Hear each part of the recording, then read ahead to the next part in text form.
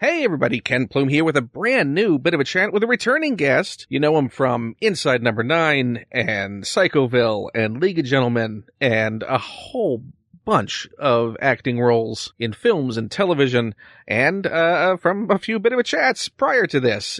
It's Reece Shearsmith coming back on the show, and we have a lot to talk about. There's been, since we last talked, a few new series of INSIDE No.9. A book has come out. He's gone on tour with the League of Gentlemen, and we had a little conversation very, very recently after a really big holiday and before some other holidays. And we'll probably talk about that as well in this conversation. And hey, if you're a fan of a bit of a chat, please consider becoming a patron by going to patreon.com/Ken Plume. At even the $1 level, you get access to all of my audio exclusives, including exclusive chats and panels and quiz shows with a ton of great guests. That's patreon.com/Ken Plume. And since I know some of you are not comfortable with signing up full-time for Patreon to support me, if you would like to support the podcast or myself, or just want to show your appreciation for the episode you're listening to right now, which would be immensely appreciated, I've set up a tip jar, which you can go to by going to bit.ly/tipjar4ken. So that's bit.ly/tipjar4KEN. And that's through PayPal. You can make a one-time donation for any amount you see fit to show your support and help keep all of my projects going, including a bit of a chat. And there's a bunch of great guests coming up. And I appreciate your support immensely in whichever way you're able to do so. So again, you can either become a patron by going to patreon.com/Ken Plume, and that gets you access to a whole bunch of exclusives. Or again, one-time donation, any amount, you go to bit.ly/tipjar4ken. But right now, how about we kick into that brand new bit of a chat with Reece Shearsmith? Let's do that right now. Enjoy.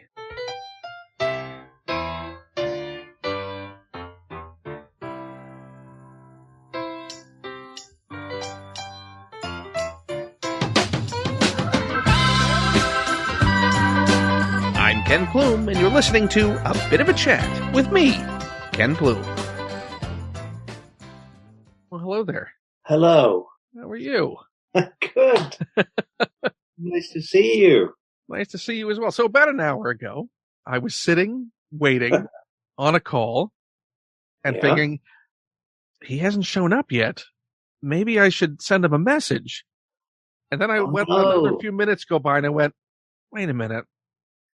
I think our daylight savings time is next week.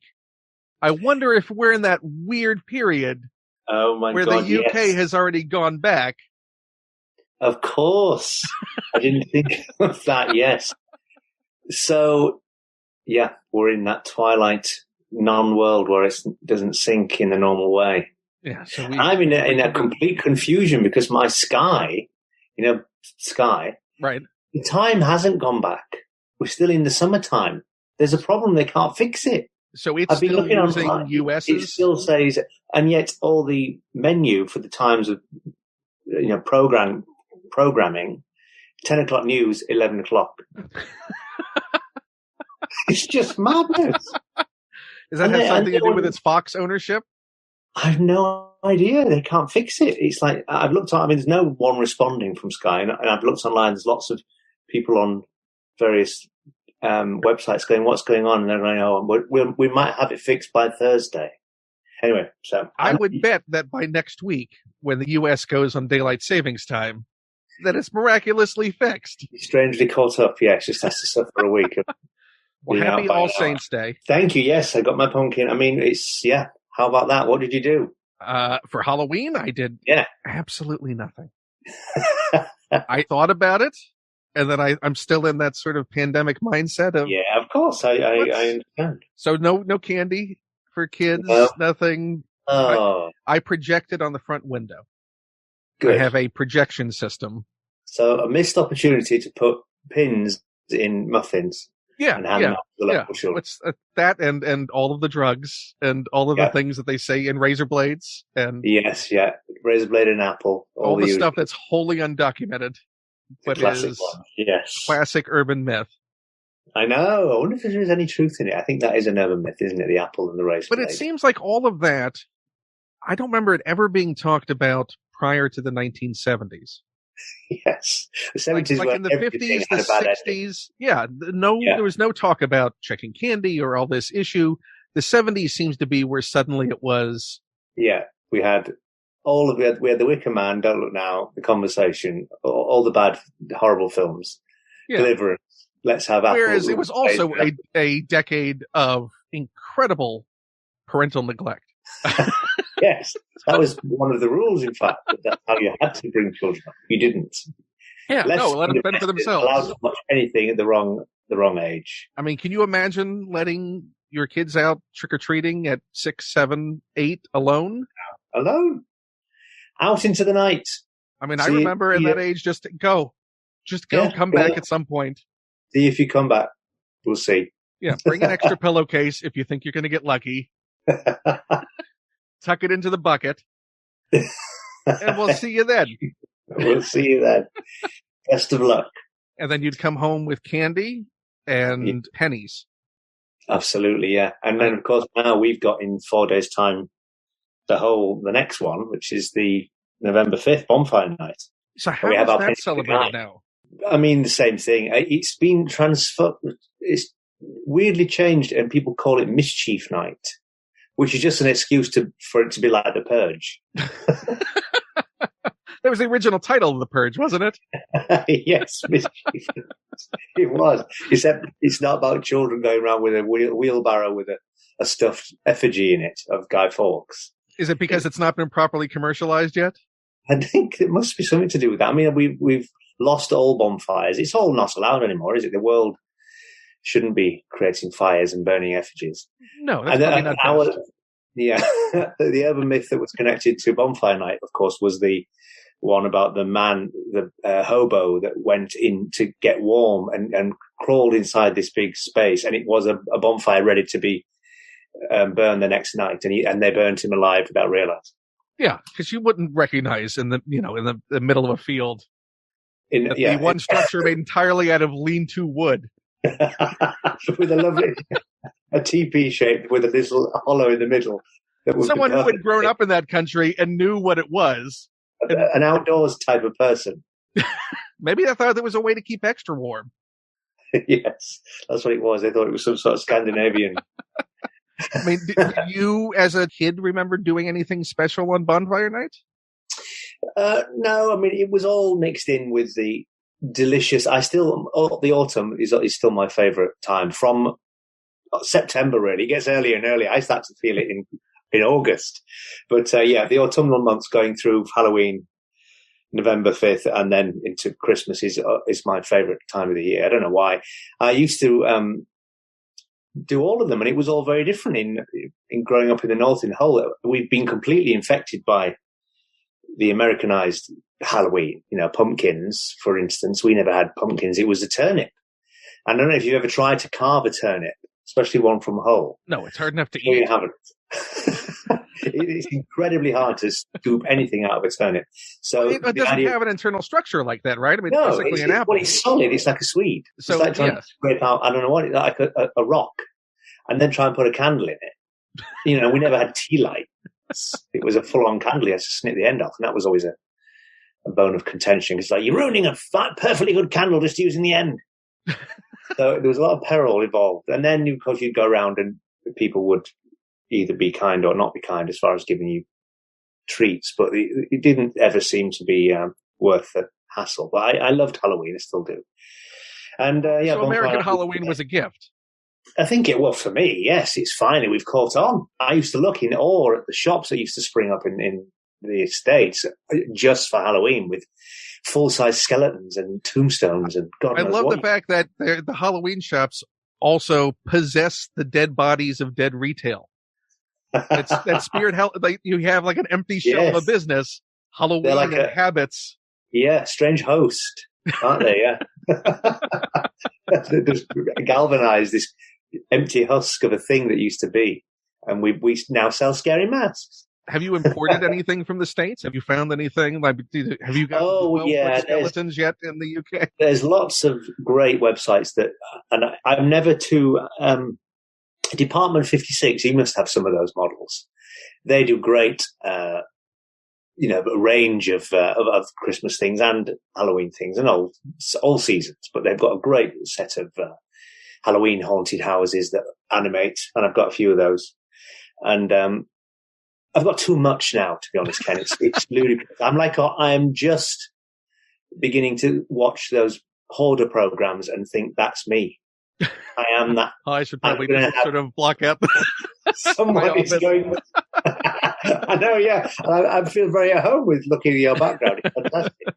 But yeah, it's that thing of just thinking I can't part with anything. Everything has a reason to keep onto it. And I have that terrible thing, I'm sure everyone does, about those moments where you think, no, I'm going to do it. I'm going to go through everything. And then you alight on things when you finally turn your eye to them, choosing to think I'm going to get rid of it, of seeing them again with fresh eyes. You haven't looked at it for 2 years, but then when you do see it again, it's great. I'm going to keep that. So you remember why you bought it in the first place. Because then there's that argument of, well, if I didn't want it, I wouldn't have gotten it. Exactly. But is there a point when that might change? Yeah, probably when you're killed in a landslide of of the things. Of all of the things that you've acquired. Yeah. Then there might be some regret as you're suffocating beneath them going, I could have gotten one less. The fireman can't get in. But it's like a great rubbish sale. Can you imagine the fireman picking through everything? It would be amazing, yeah. It would be a treasure trove. At a certain point, you figure it's going to be an incredible estate sale. Yes, although it's only, my system is only in my head. It's like a complete mess. And I know I've got these things, incredible magic tricks and loads of books, very expensive old magic books, but they're all just strewn around. It's ludicrous. I mean, I'm sort of like, despite the fact that they're my cherished items, now I've got too many things in my magic room. It's like a junkyard. I've got to get a grip of it. And all of the context is entirely in your head. Yes. Completely, so, yeah. I mean, there must be a certain point, because you've got kids, you've got a family, that at some point you must flash forward to that, well, when they're sifting through everything going, why did he have this? Yeah, I know. What is this about? Yes, I've thought of that. I've started to think, like, well, how are they going to be able to do this trick when the instructions are not near it? So what really the solution is, a series of note cards placed in every item. Yes, like a museum, literally. With it should all be behind glass and explanations. Although you're in entertainment, isn't the solution to do a documentary about all of your stuff? Well, that would be good, because then 2 birds with 1 stone. Yeah, I should do documenting the documentation of this entire, like a tour of your. I'm sure you could get someone to commission a tour of your magic items that would force you to go ahead and organize everything. And it's not by, absolutely. And it's by design that the trajectory of the documentary is about the cataloguing of the things I've got. Yeah, I mean, are there things that you think that you have no idea where there are now? Yeah, some things, yeah. There are tricks now that time marches on, and I think, it doesn't seem 2 minutes since I bought this and placed it here. It's now 15 years ago, and I don't remember what it is or how to work it. Because the instructions are nowhere near it. Nowhere near it. They're long gone. I don't know why. Because I put them in this brown envelope. I think I'll always remember that that's for that. Gone. No, can't remember. It's like tiny little leads for things. I've got a lot of electronic devices that are for magic tricks. Too many, hundreds of little remote controls for, magnetic spirit bells that go off and Ouija boards that flip over and things like that. All great things. And now they're all either perished with the batteries left in the devices that have bled and leaked, ruined. Or not necessarily. You can fix that. Right, okay. That would take more time and effort than you're willing to do for it. No, I mean, listen to me. It's insane. I'm supposedly this great collector of these things, and I'm terrible. I neglect them. There's a difference between collection and curation. Yes, there is. There's acquisition, and then there's what you actually do with it after you've acquired it. Yeah, I think often a lot of what happens with me is, and this is a familiar thing, isn't it? Of the buy, I can't not have it. I have to click the button and be excited about having. Now that's coming because it's available. That's on its way. I've got a a tracking number. Can't wait to get it. I get it, and I put it in the room, and it's gone. Yeah, well, you accomplished what you set out to do. You acquired it. I know, but he's like, no. Would you say that everything that you've acquired, you've at least performed once or tried once before it? Yes, there are. Absolutely, yeah. Okay. I'll sometimes spend a long time in the sort of honeymoon period of having the item. I will enjoy rehearsing it and getting it up to performance level. And then I will spend one Halloween doing the trick with whatever it might be on the family. And they enjoy it because it's a spooky night of new items. And then I won't do it again because I don't really have many. I mean, can't travel it with a little top hat on like at the beginning of. Don't underestimate yourself. I've never really set up. I'd like the idea of gearing up a few guests and bringing it and doing a whole night of magic and mysticism and spiritualism with all my paraphernalia. I could do a very good, lengthy. Have you ever thought about doing like an evening with? I've never done it.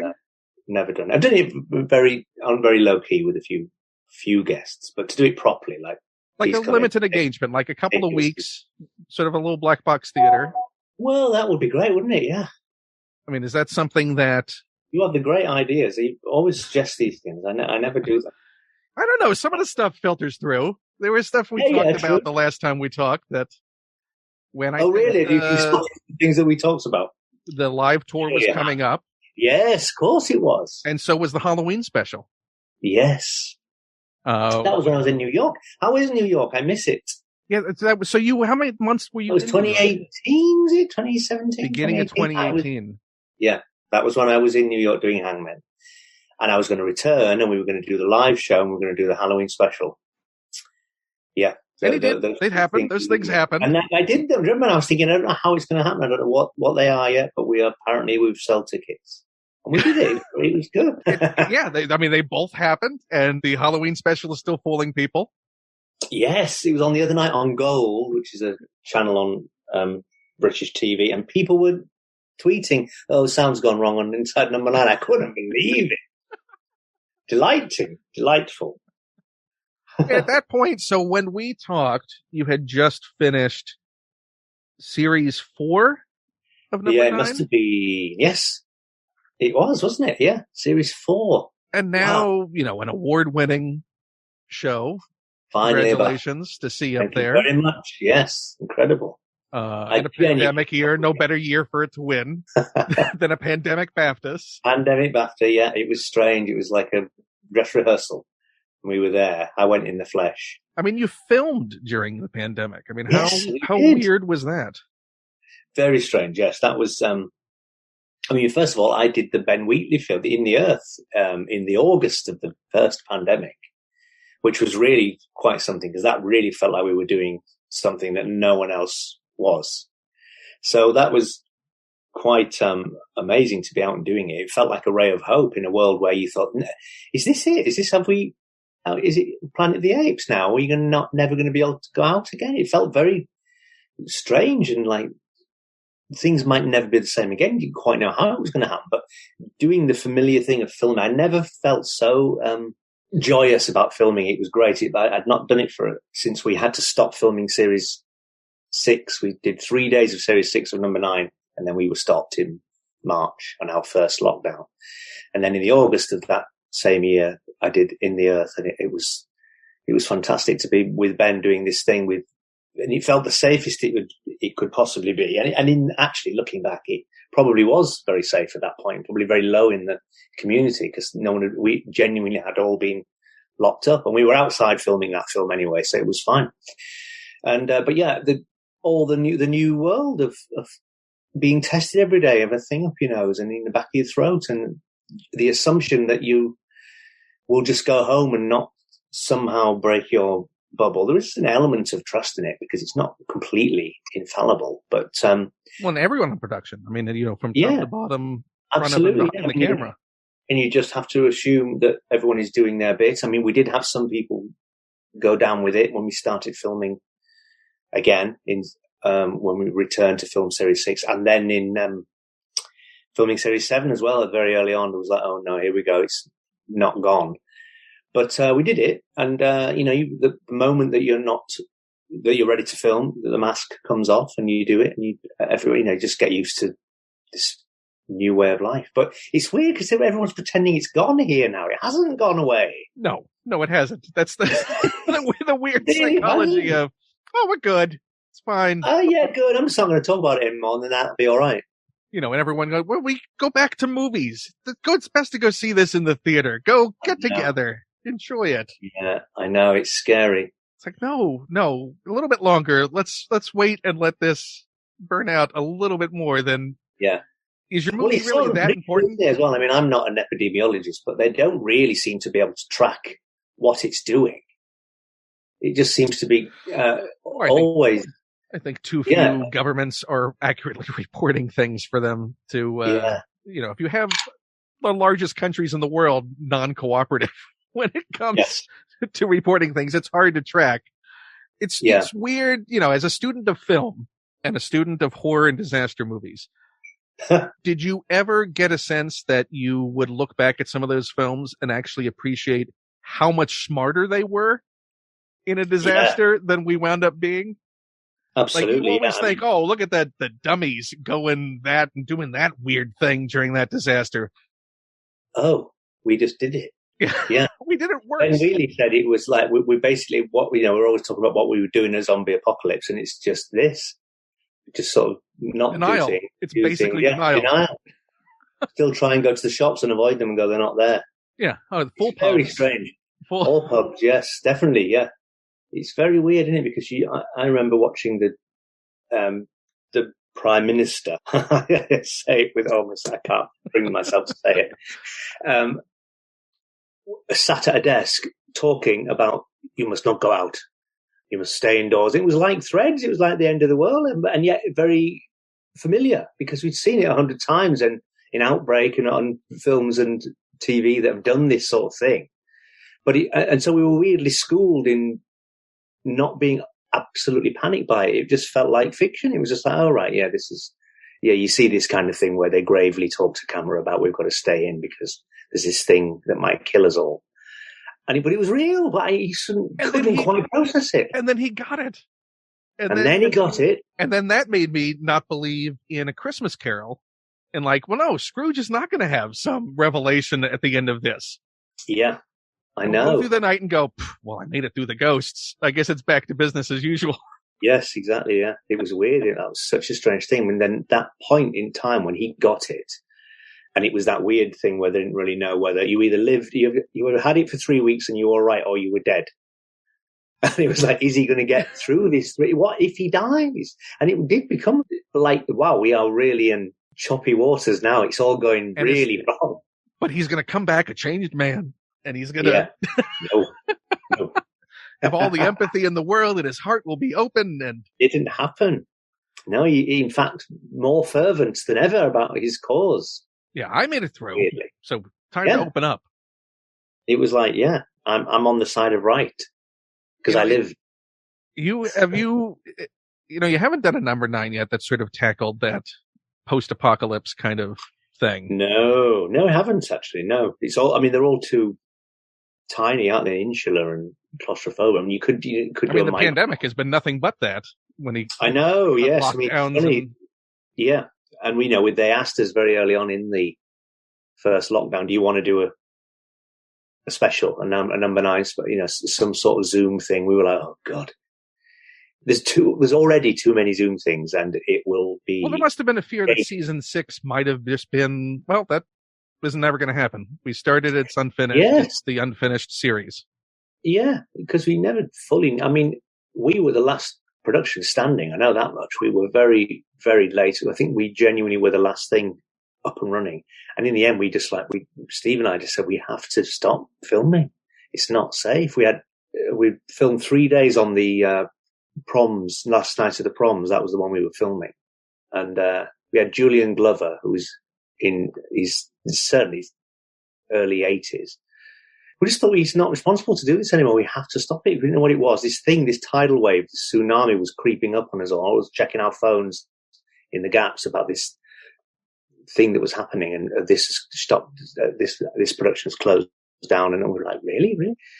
And eventually we stopped. It was like I was ready to be picked up in the morning, and I got a call from the producer saying, we're not doing it. We've pulled it.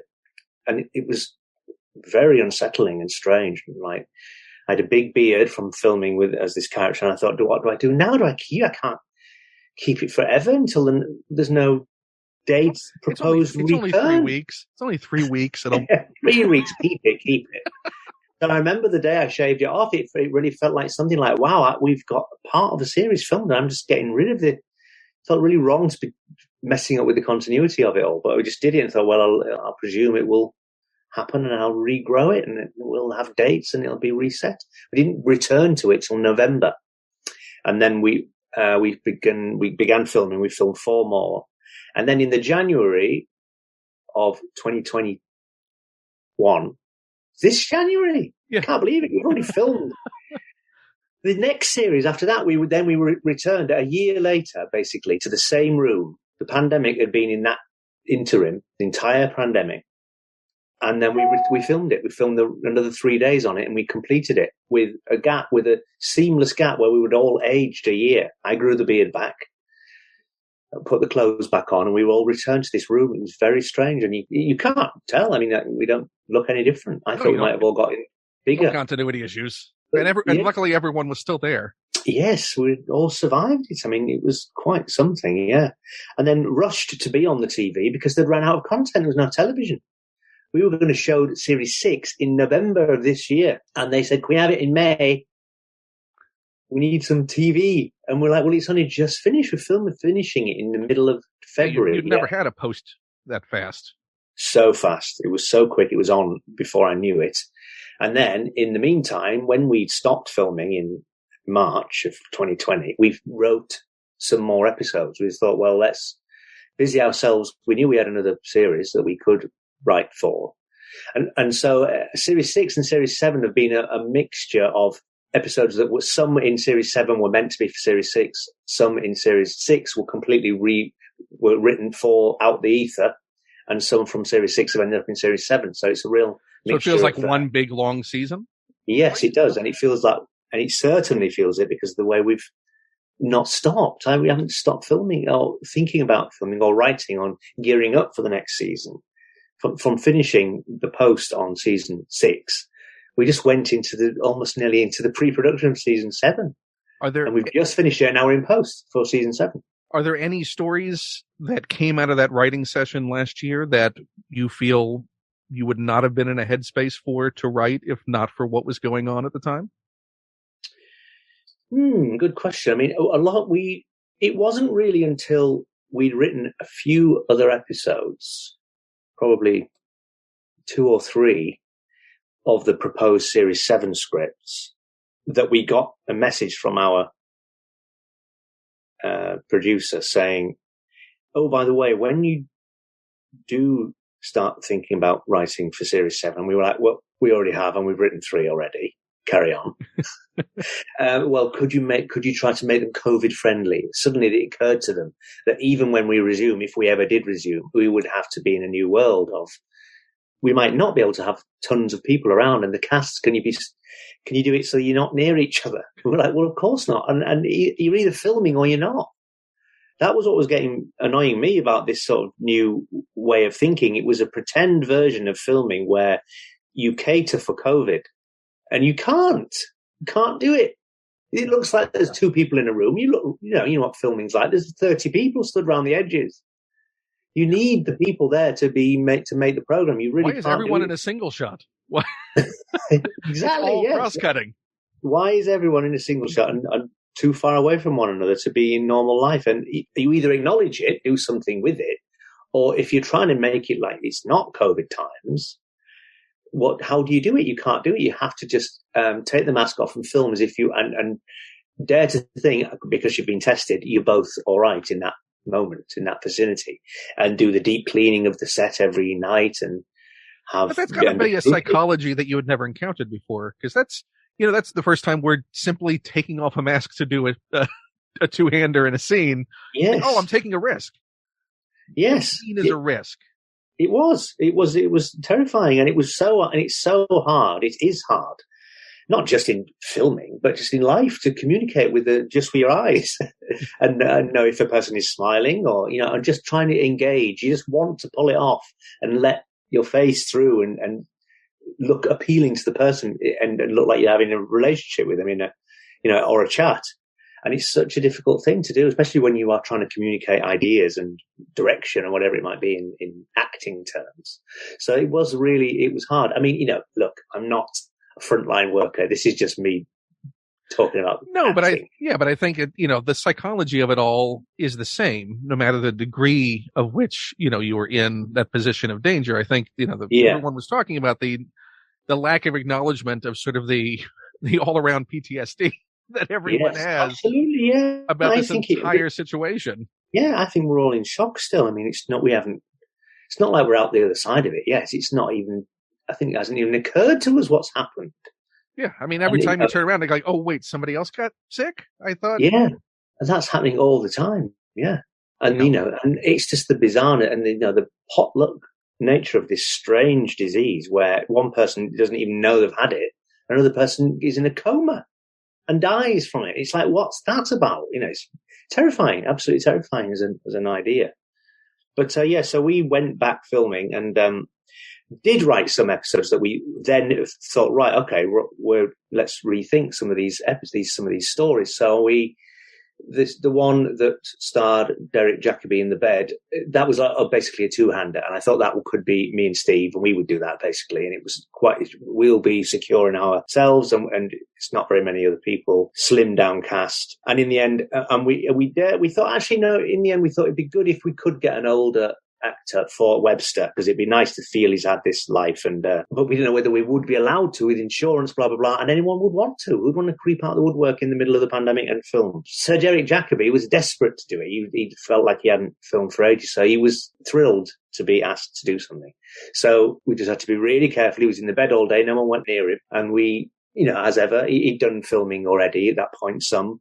So he was fine with it, but it was scary just to do it at all, and just think, we've got to look after each other. It's not just coming in and filming now. It's something different. Well, it elevates certainly the trust that actors have to have with each other in a scene. Yeah, absolutely it does, yes. Not only do we have to play well together and I have to trust you on a dramatic level, but have you been tested? Are you keeping safe? Are you? I know. Yeah, it was a bit like that, but it was great. Go to a restaurant last week? Yeah, where were you? Go last night with one of your dame friends. But so it was quite scary. But generally, we tried to write them hoping that it wouldn't be that there would be strange stories if there weren't mention of this pandemic. And we thought, let's just write these stories where it's not in them. It's the world that we used to know. We just do these stories and that will be nice for people. So we didn't try to write or cater for any mirror to the world that we were living in. So they arrive and there was a question mark over whether that would wash. Because there's some things now, when we were in it in March, April, May, I thought, how can anything be the same again if you do film? I think I remember I watched in the middle of the lockdown, not Inception, what was his new one? Tenet. Oh, the one that you absolutely have to see. You have to see this. You have to see it. Risk your life. This is worth it. I didn't see it in the cinema, but I did see it. And I watched with horror at that scene where they're all in that there's hundreds of people in a big auditorium. And I thought, how can this be anymore? You can't accept these sort of scenarios. Yeah, the fact that a scene at a restaurant seemed like high fiction during the pandemic. Yeah, never mind being able to pause and reverse time. Just having a meal with three people near you. This is ridiculous. Yes, that was what stretched the believability. I couldn't buy that more than the time jumping thing. Yeah, well, back in the guns. Yeah, that was fine. But they're near each other. They're actually about a foot apart. Absolutely, who talks that close? Yeah, who goes anywhere with people? We're in a car together. I know, talking He's like driving backwards, whatever, but they're in a car together. Yeah, I know, yes. So there was an element of thinking, will people even buy these things if they're not about COVID? or that we're not acknowledging. I mean, that was the whole of Ben Wheatley's raison d'etre with In the Earth. He felt at that time like nothing else matters. Now you can't not. How can you have anything that doesn't loom, that has to be about this thing that's now our lives? And that was sort of a response to it. So he wrote it in a fearful panic about the world after the fourth, fifth wave, whatever it might be, So, but it was all outside. It was great fun to work with him again. But it was a quick decision, I think, in the end, that we thought, let's just write them like number 9, so they're not set in a time zone of, oh yeah, that was in written lockdown times. I don't think you look at series 6 and go, oh yes, you can tell that's been stymied by the conditions. It felt like if you had not revealed what the mix and match was, I wouldn't have gone that. Oh yeah, that episode was surely written during. No, I don't. I don't piece with any of the others. Yeah, and I think, one of the first times we sat down to try and write over computer screens, because we couldn't meet. That was the other new revelatory thing of having to write remotely. So we had FaceTime up, and we had the page in front of us both, so we could both operate the same page and tap and reverse delete as he's writing it. He's writing it there, and I'm deleting it here. So we would do that, and we would talk for a long time, but it was exhausting. I mean, in a different way to writing in the room together. It was because there's no sort of gearing yourself up to do the work. It was like, right, we've logged on, we're here to do this, let's begin. And it was more intense in a way, and shorter hours in the day. But the first one we sat down to write like that, and managed to do it, and was still laughing, and it was nice to see him because we hadn't. Not allowed to see anybody, was Simon Says. It was the one the one about the fan going around to the showrunner, and that was again a little bit. I can't remember now if it was deliberate that it was like another two-hander basically, but and whether that was to do with we'll have small casts because of COVID. I don't think that was actually a consideration at that point. It was just the story. We ran with that story, and it happened to be that again. It was worked out well for the. Yeah, it worked out well. So as they progressed, and obviously you got a sense that this was going to stretch on longer. Yeah. Did any of that sort of invade the writing at all? As far as, maybe this one will be a little lighter because everything else right now that we're dealing with is so dark. Yes. Or did things go darker because it's like, oh, this is just a really bad period? I know, yes. I mean, do you lean into it or what? I mean, the thought, we very quickly jettisoned the idea of doing a Zoom one. There was a very small window where we thought it might be fun to do something with it, but we knew very quickly that I think the point that we even turned our attention to it, we felt it had already become a wearisome thing that everyone was doing, so we thought we don't want to be another one of those that have just finally turned its. And that's even more depressing. That's I know, yes, absolutely, yeah. That's right in your face that this is how they're having to do this because. Yeah, and I was reading. Oh my God, Inside No. 9. I've got to do a lockdown Zoom one. It's perfect for it, and I thought that's exactly why we're not going to do it because you completely expect it, and if there were anything, it's to try and do something unexpected. So. Yeah, we didn't. We chose to not do it. But I mean, I think the very silly episode Wuthering Heist was a very deliberate attempt to just do something wasn't. I mean, it did get quite dark actually, but it was trying to be puerile in a slightly highbrow way via the commedia dell'arte roots of the Italian comedic character tropes. But nevertheless, it was silly and broad and very divisive. I think in the end, people either loved it or absolutely hated it. But it was a fun start for a brand new series. It was a deep end start. I mean, if there's any episode that felt like more of we're 6 series in flex. I think you could say, you could point to that one and say it's that, isn't it? Yeah, it didn't pass us by. The ride now. If you're watching us, come on. You know that anything, and also it'll be something different next week. Yes, I mean exactly. Yeah, I think we've got a long time ago. We jettisoned the notion that A, they had to be funny.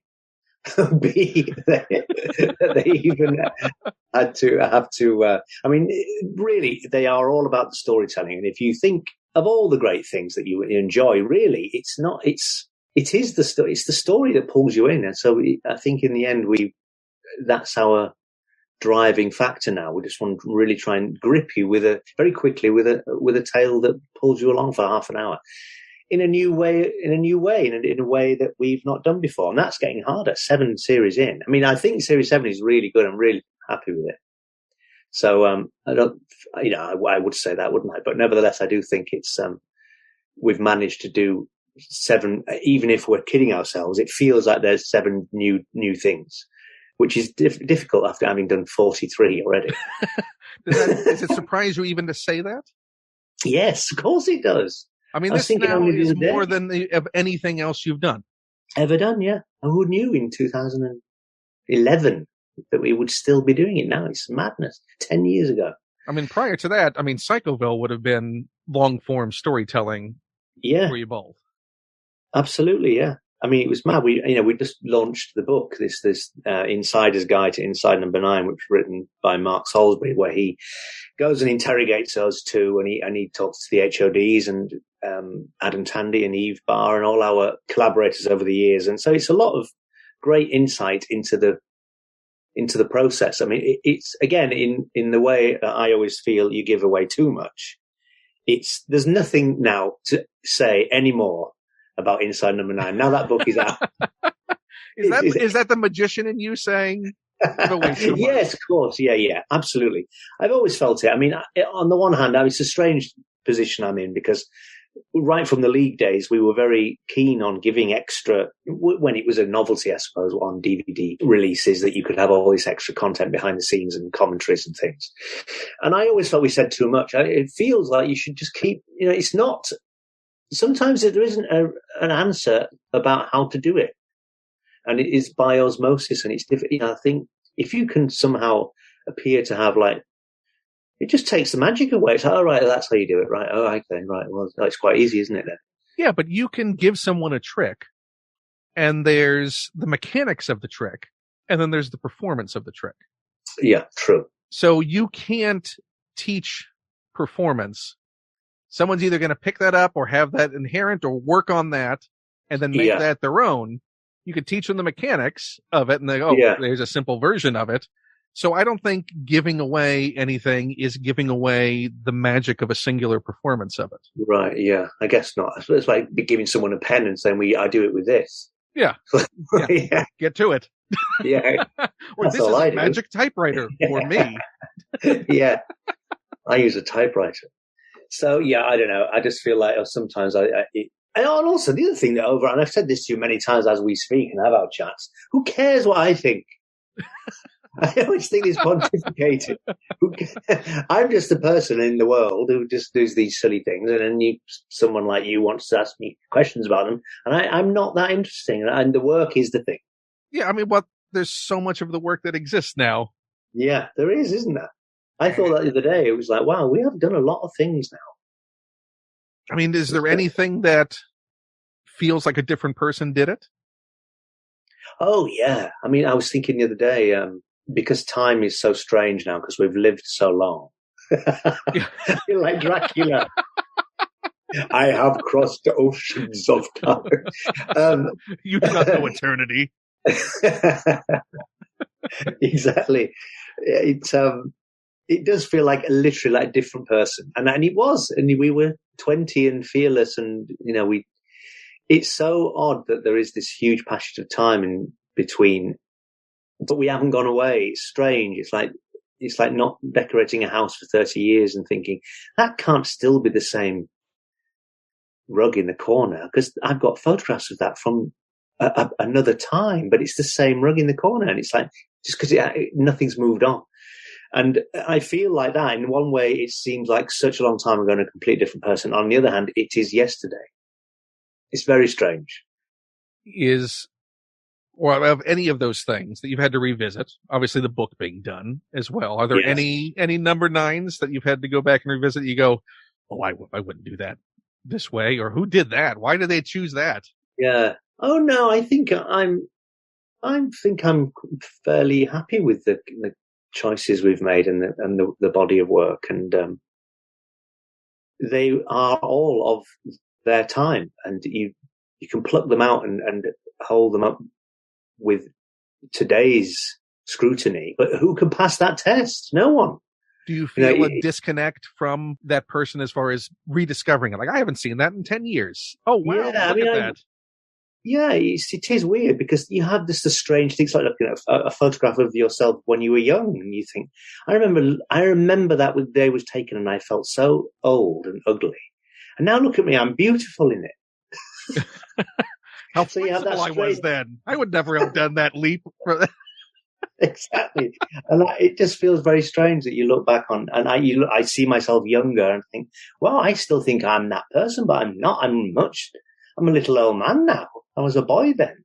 And that's strange to see. Just because my life has started to be catalogued. I'm like someone that's been in a long-running soap, and you see them grow old in front of your eyes. It's often when I see comments online about, oh my God, Reece Shearsmith got so old. It's like, yes, I'm not a vampire.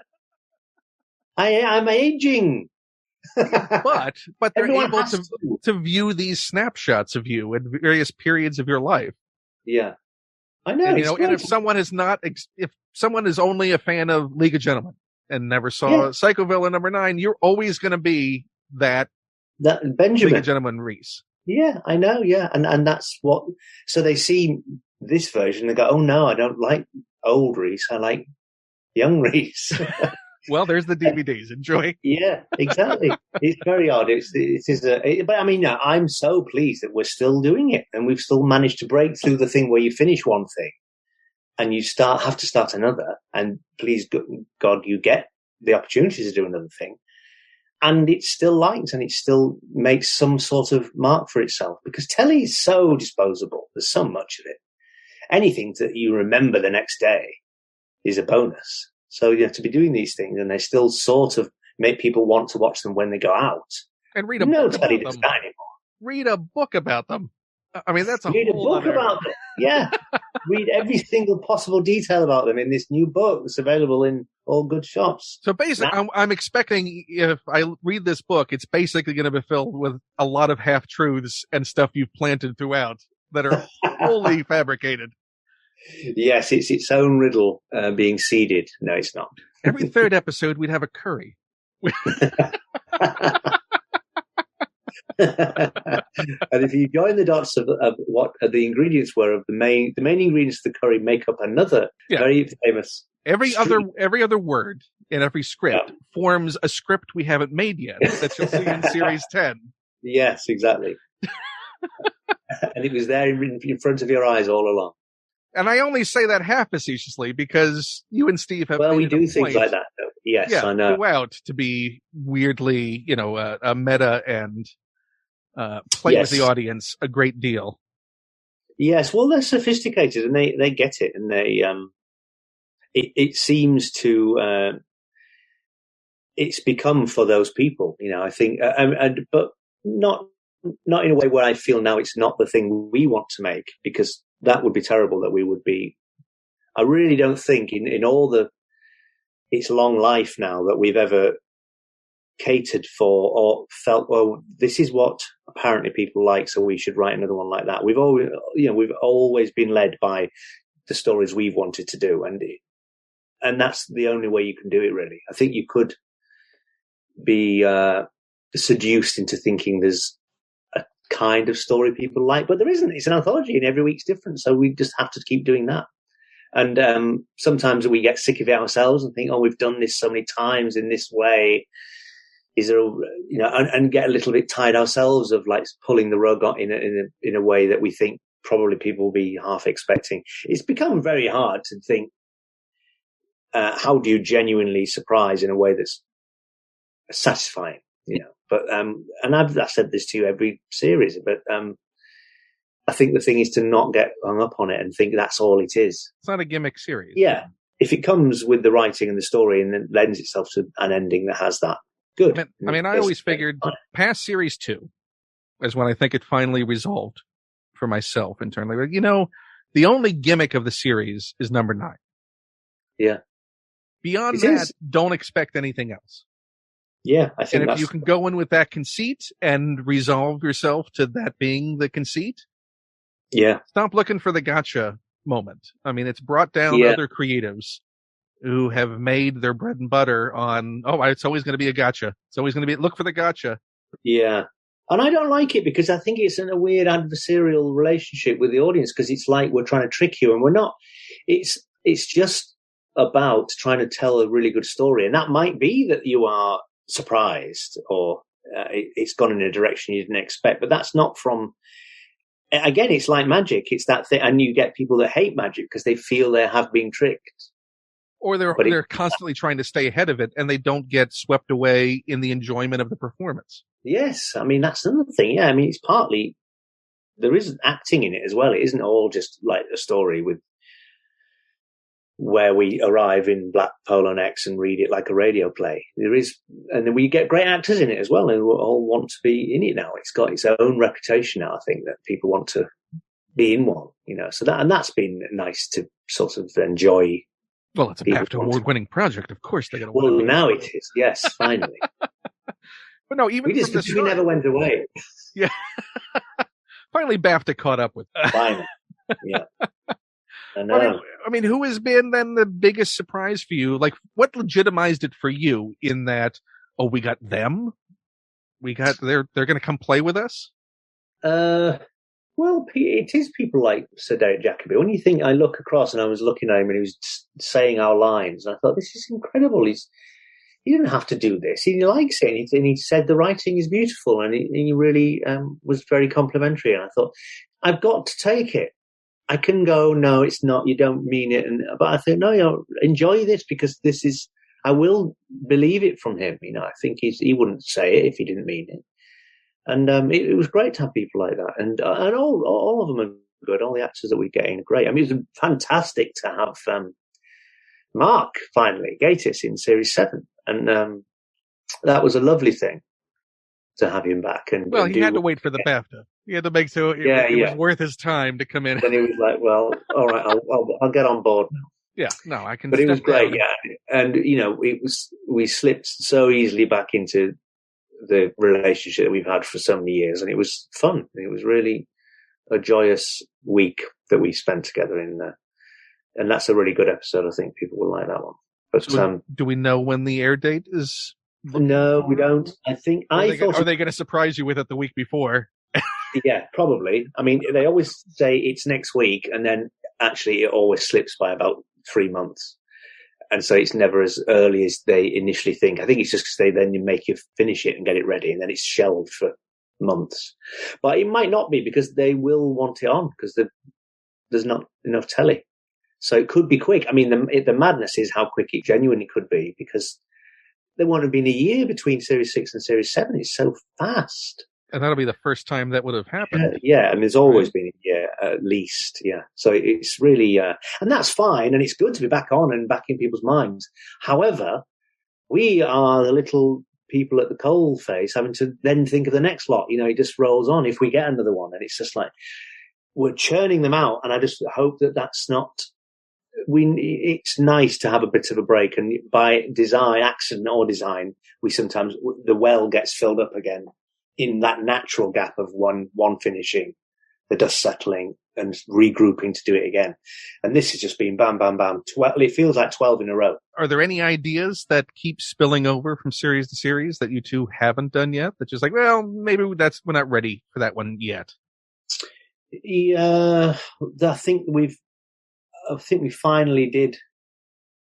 The reverse chronological one was one that we had right from the start. And we never cracked it, and it kept getting moved from series to series and added to and then revisited. And eventually we thought, no, we've just got to get that right because it's a good idea. It's a good conceit of that way of storytelling. Not new, of course, and lots of people have done it, but our version of it, we just wanted to get right. So we finally did it with Once Removed. But that was one that was being booted from series to series. I think it's series 3, isn't it? Or was it 4? I can't remember now. 4, isn't it? It might be 4, yeah. I don't know. They're all blurred into one now. Well, they are all one long thing. They're all just one long story. So when are they going to do just a complete marathon? running all the episodes over a week. Imagine that. I don't like it when they do things like they do cinema screenings of all an entire. I mean, I suppose what a series you can bear it. Didn't they do all of Twin Peaks one night in the cinema or something? Yeah. They've done things like that, haven't they? And I just wonder whether that's a lot. Yeah, but that's whether still or not, different. I mean, that's telling a whole story. Yeah, exactly. Yeah. I mean, these I don't. Again, I have my bugbear of people binging number 9 because I think each one, I think it will just plateau as a note. As you can't have that surprise every half hour if you just sit and watch them through. You can, but I just wonder whether you'll get the. Okay, well, I'll present a different way to do it to you. So instead of that, let's say you're given a film festival. Yeah. Pick 5 films that you love, but pair a number 9 episode as the short that plays before it. Oh, that's a good idea. So what would you, or are there any that come to mind that you'd like, oh, this episode of ours would pair really nicely with that? Yeah, well, you could definitely have King of Comedy with Simon Says. That sort of thing. You'd have, I'd have an episode of Columbo with Misdirection. I mean, that I think would be a fun way to do. Yeah, that would be a fun way of doing it because you would glean insight into the inspiration basically, but from other works, other bodies of work, and that would be a lovely thing to do. Yeah, because then it feels like a festival. Yeah, night. Good, absolutely. Yeah, we did a screening of an episode of League, episode of number 9, an episode of Psychoville once. Steve and I, and we hosted this night with an episode from all across the. And that was good. That felt like you were seeing a progression of the work as well, from the sketchiness of League through to the storytelling of Psychoville to the. So, what were the episodes that you picked for that? I think for League of Gentlemen, we picked the final episode, or the first episode of. Oh no, it might have been the final episode of Series 3. It was an unusual choice because it was Series 3 of the League, which I think a lot of people at the time were not enamored of because it felt different, with that thing where we never rest on our laurels, and it didn't feel like the sketch show that it used to be. No, it felt like a narrative show that was a prelude to Psychoville. Yes, and then for the Psychoville episode, we picked the rope episode with Mark, so that was sort of like the stepping stone that became Inside number 9. So that felt the right one to choose. And I think for the Inside number 9, we picked the double act, Bernie Clifton's dressing room, which was just sort of the first one that we'd done that was nearly a two-hander with Steve and I. So that was the journey through the 25 years in an hour and a half. No, you're getting very close to a tribute to. I know.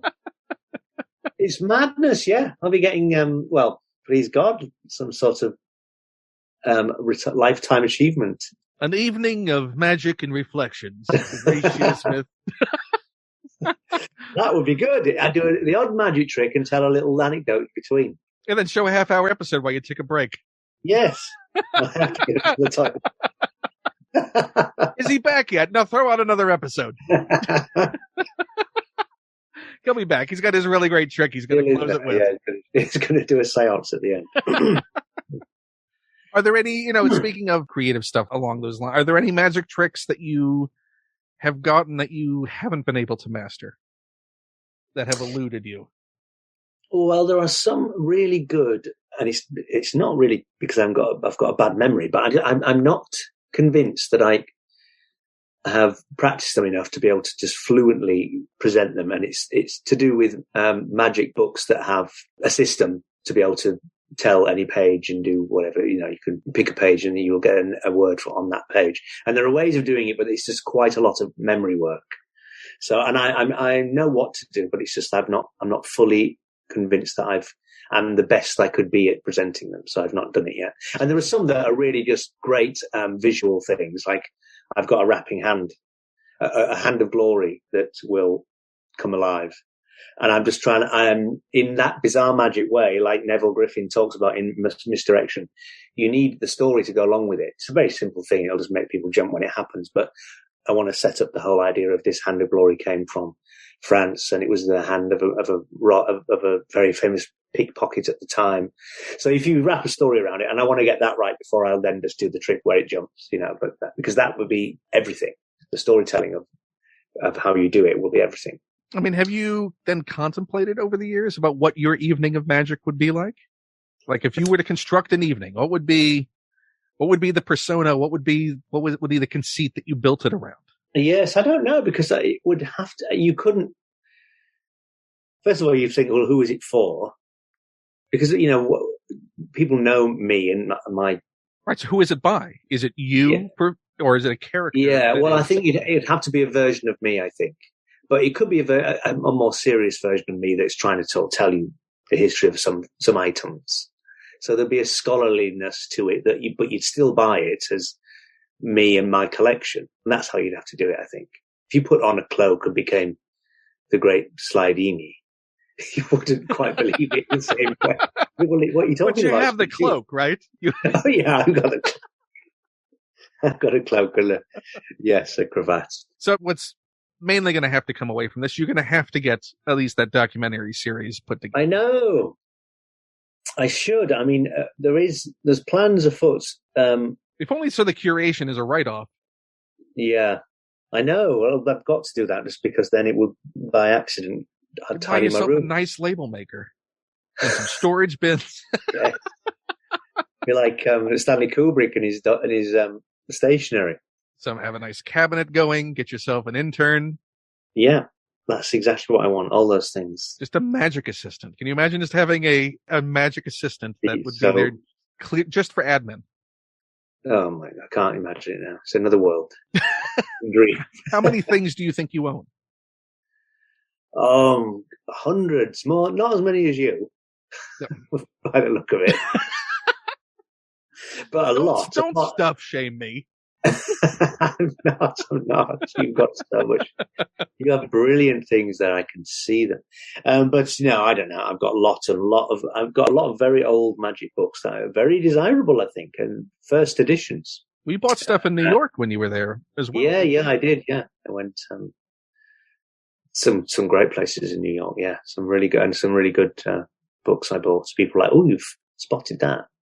Is there they knew I was discerning. You can only get in the States that you can't get over there? I think there was certainly, the way that you could just go in and shop and they're on the shelf. You could probably seek them out and get them online here. All magic's gone online. It's unusual now to find a joke shop or a magic shop. They're all online, but it's fantastic to find one. Is it a different experience to shop online than it is? Oh, yeah. I mean, it's that you've got that weird thing where you just press buy before you've realised it. I think you may be more reticent if it's in front of your eyes and there's a man. I'm not good with people in shops but I just sense they're trying to sell you it, and that puts me off. But with only my own inner self, add to cart. I just do it. He's apparently bought it. That was a different version of me. No, but it's you. You're talking about yourself, I might. Yes, that's right. What was the first thing you bought? Magic-wise? Yeah, what was the first thing you bought, period? And then what was the first thing you bought when you had the means to get something that was otherwise unattainable? Right, interesting.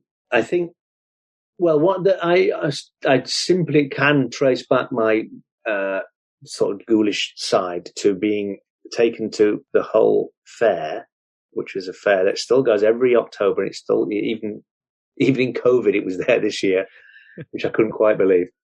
And it was a very spooky because it's around Halloween time, and it was dark, dark nights, and you'd go down this big long street that first of all would have all of these. This is in Hull, and have all of these hot dog stands and toffee apples and the lights and the buzz and the people, and then you'd finally arrive at the end of the street, and the world would open up, and it would be hundreds of huge rides, all kinds, Big Dippers, ghost trains, and it was a fantastic night of smoky sort of fireworks and an early whiff of Christmas as well, and it was always very delicious to me. And one of those trips when I was 5, 6, I came back with a little tiny skull on a piece of string with a little bit of hair on it, and it glowed in the dark.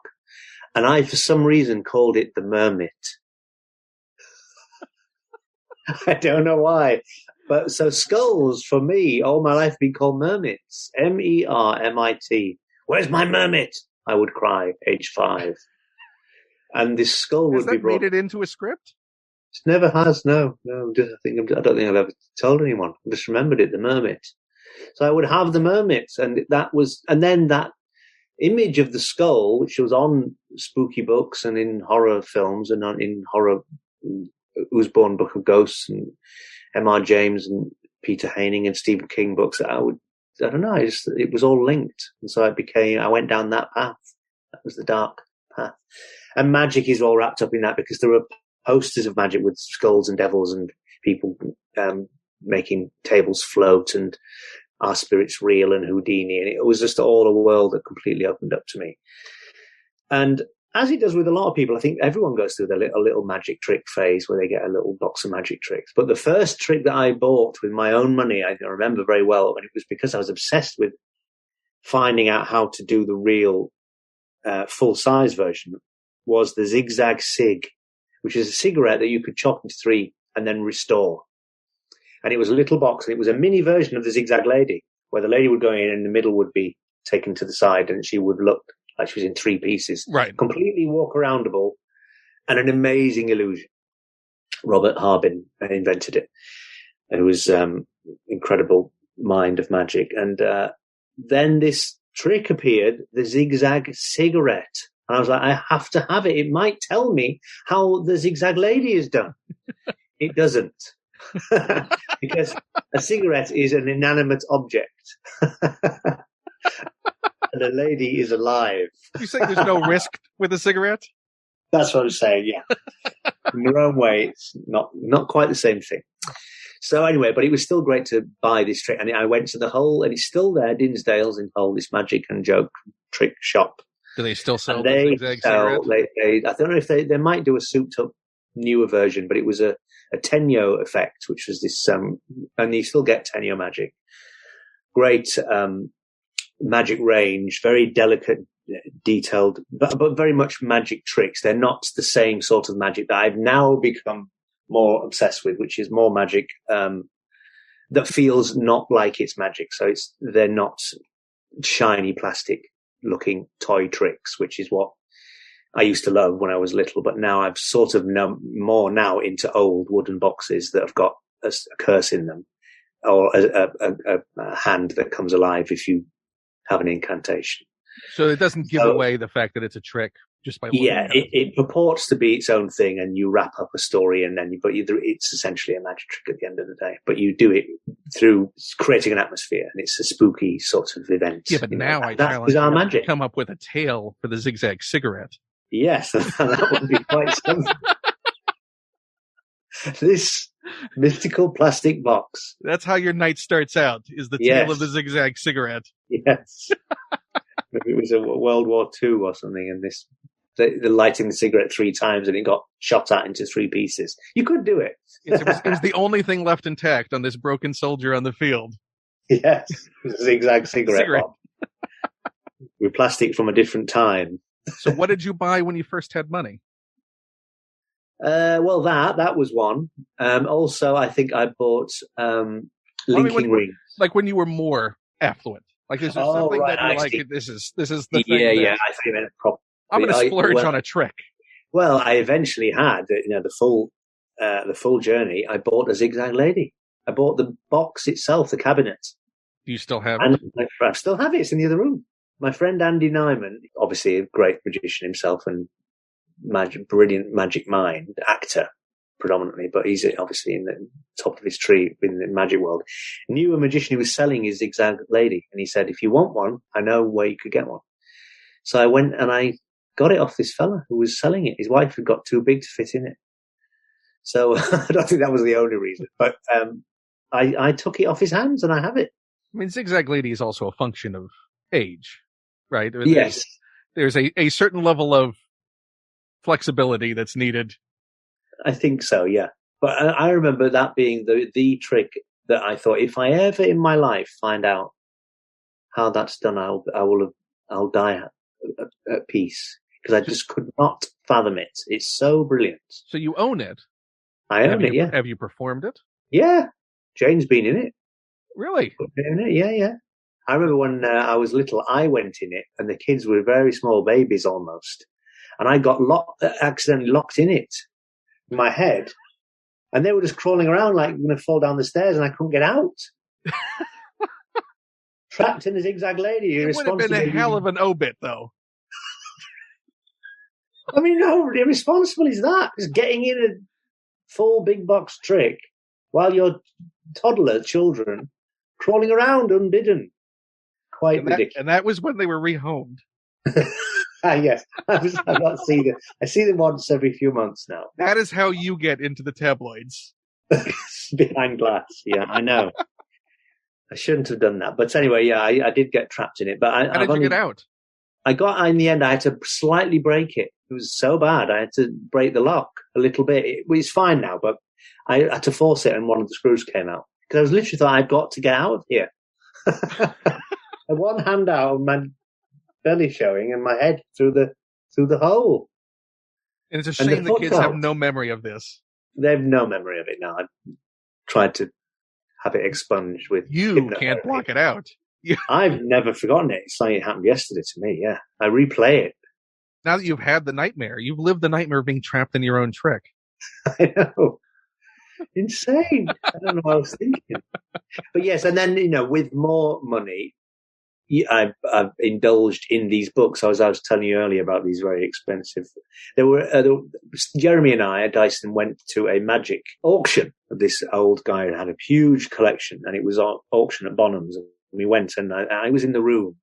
I really wanted lot 237 or whatever it was. It was a book, a big set of books about fraudulent mediums and spiritualism and magic and their methods. And I was in the room, and it was going up and up. There was someone on the telephone also bidding for it, and it was going up and up. I think I've told you before, it was Darren Brown. And if only we'd communicated with one another, we could have stopped the bidding and we got it cheaper than what it went for. But so I got it in the end. But and he borrowed them, and I don't think I ever gave me them back. So he was the winner. Well, this is a good reminder. Yeah, no, he did. I'm sure he did. But that was probably one of the more expensive things I've bought. But some of the books, some of the used to be in the 80s and 70s, there were a lot of great magical periodicals that they bound and put into very lovely full volumes of all of the 50 volumes you could have got of these weekly bizarre magic books. And I've bought a few of those, and they were quite expensive. There's a famous one called The Jinx, which is a great collection of bizarre magic that went for years from the 30s, and I think finished in 50s or 40s. I can't remember. But that is a big 3-set collection, and I've got some originals of that. Is it more about... You can get it all online, but it's great to have the books. Yeah, so it's more about owning that piece of history than it is about the information. Yeah, although the information... Yeah, there is some great stuff in it as well that you can use. But if you just wanted the information, you could just download the digital archives. Absolutely, yes. Of course, and read through it all.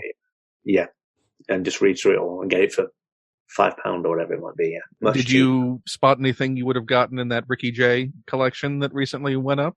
Oh, I know. I've just got a book of his ephemera. I think it's a catalogue of all the stuff he had, or there's a volume. I'm waiting for that to arrive. I didn't even... there was so much in that stuff. It was amazing stuff he had. Lots of collections of old sort of carny freak show type posters and stuff he had of bizarre acts that used to exist. Is there anything you would have gotten that you spotted? Well, yes, I think he had some great posters. I would have liked some of his posters. Anything to do with his card magic, I'd have liked to have had a bit of history. John Landis knew him very well. He tells me. How are you on card magic? Yeah, quite good. I can do the odd trick. I'm not very dexterous. That takes a lot of practice. Time I haven't got really. That's why I'm not very good at art as well. I don't practice enough. I used to be really good, but when I kept my hand in, Do you But you've think? got to do it all the time. Do you think something like that is almost a young man's game as far as perfection? Yeah, although weirdly, an old man is very happy to sit in a chair as well, and with a pack of cards in his hand, perusing with a little glass of port these old magic books, which is my life mostly, although without the port. So now we figured out the set for your evening with yes, yes, yeah. I'd be like Dave Allen, your just plush sat with chair him and on- port. Yeah, a leather chair, little table. That's all you need. Could tour it very easily. Yeah, very cheap evening. Yeah, It's just you nice and a mini with a chair strapped to the back. yeah. I come out trapped in a zigzag lady. The escapology act. Yeah, when you call for anyone in the audience to try and get you out. Yeah, as long as they're under 3 years old. But when they come up to get you out, you're already out. Yes, I'm gone. Yeah. And you're in their seat in the audience. Yes, smoking a zigzag cigarette. Have you been commissioned yet for Series 8? Have you heard anything about it? No, we haven't. I mean, now is around the time that they will tell us if they want another one. I think that we always find out. Just to get you working before the next one airs? Yeah. Just to give us the heads up. Because it'd be silly to go, we want it, where is it? Do you feel the well filling back up? Or are you still in that I mean, it still feels like we've just finished filming to me, because we're still in the throes of giving notes and editing. There's still 2 more to be edited, going in tomorrow, actually, to have a big day of looking at the last 2. And then then the sound is the next thing, and then the grade. I mean, that's all sort of more fun because it's not as imperative. But the perilous point where we've filmed it and then the first edits come in and everyone has their say and everyone's trying to get it their way is quite a scary thing to try and, it's like a slalom. You've got to navigate your way through, know when to drop. I don't think that's right. And actually make your mark, because sometimes things get out of your, I don't think I've ever looked back and thought, oh, that's not how I wanted it. And in the end, you can watch an edit, think it's terrible, leave it half an hour, watch it again, and all the things you thought were terrible, they pass you by the second time round. You don't even see it anymore. It's a very strange thing watching the edit of a thing and how very quickly it just becomes the normal to see it. You can only have the experience of sort of seeing it freshly the first time. Yeah. So why do you think that first viewing is the most negative? I mean, and it is, isn't it? And everyone says it. You watch it through gritted teeth. I think it's because it's just that utter disappointment of what you thought you had in your head and what you thought you'd captured and what we as actors thought we did versus the reality of what you get when you see it.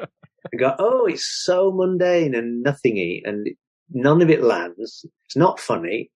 It's not dramatic. And it's all it needs is, several more passes where it gets tightened up.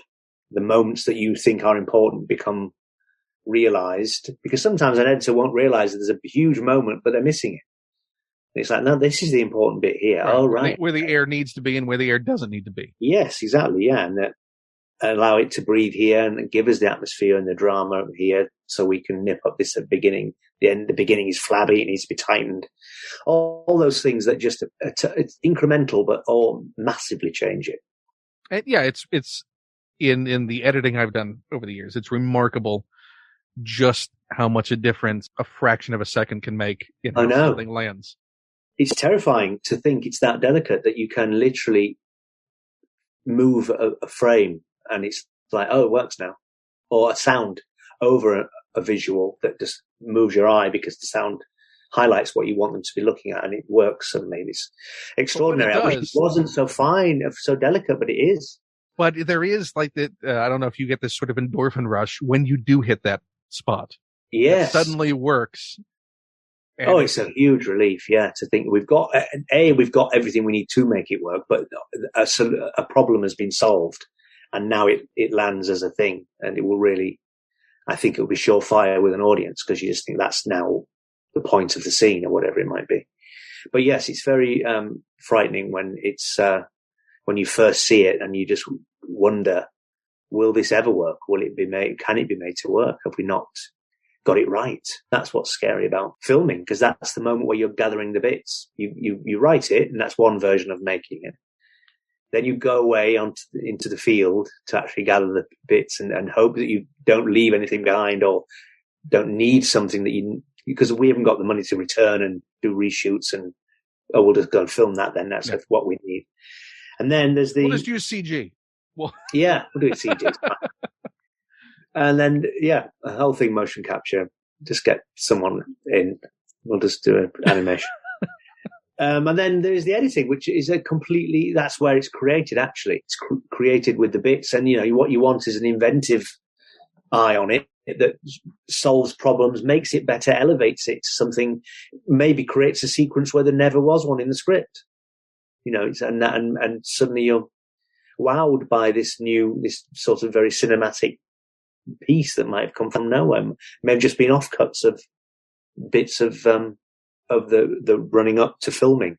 I saw a thing the other day about the making of Halloween, and they were talking about the whole end sequence when he didn't die and was gone after being shot by Donald Pleasance. That wasn't in the original script. He was shot and died. That was it.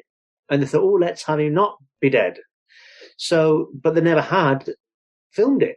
But what they did was they created a sequence literally of offcuts of the beginnings and ends of takes where they had wides of the house, the Myers house and the streets, the empty streets. And they just sort of made a sequence with the music that just showed Haddonfield and the empty house and the empty street. And let the audience think, we're just going round. Where is he? He's gone. And it just works as an ending. It was literally created from bits. And that's that thing of, it's not always necessarily so that you have everything perfectly written. It can be that on the day, something brilliant or better will come along. And you've got to be open to that. Yeah. And do you think it's important for you and Steve to not be precious about the scripts? Yes, I do. And I think because you very well could be very precious about it. And I know. I guess so. Yeah. Collaboration. You have each other's backs. You could be super defensive and pushing people away. Yes, I know. Yeah. You really could be. Yeah. And I think it would be, and we never have been. It's not something we've grown to realize as we become less, needy of wanting control. We've always been like it. And I think it's just born of wanting it to be the best it can be. And you just got to go, we don't know everything. We've got an idea of what we would like it to be like, but if you've got a better idea, tell us. It can only be better if it's going to be better. If you've got a better idea, tell us. Let's not have a glass ceiling of it stops where we think it's the best. I mean, sometimes I think, no, that's wrong. We know our mind and we are very pernickety. That's not to say that, but we're always open to any thought or suggestion that would make it better if we, or help it, or what about this? And that's great and very vital, I think, because I do know writers that are very much every dot and every comma and semicolon you adhere to. You do not change a word of it. And I'll give you line readings.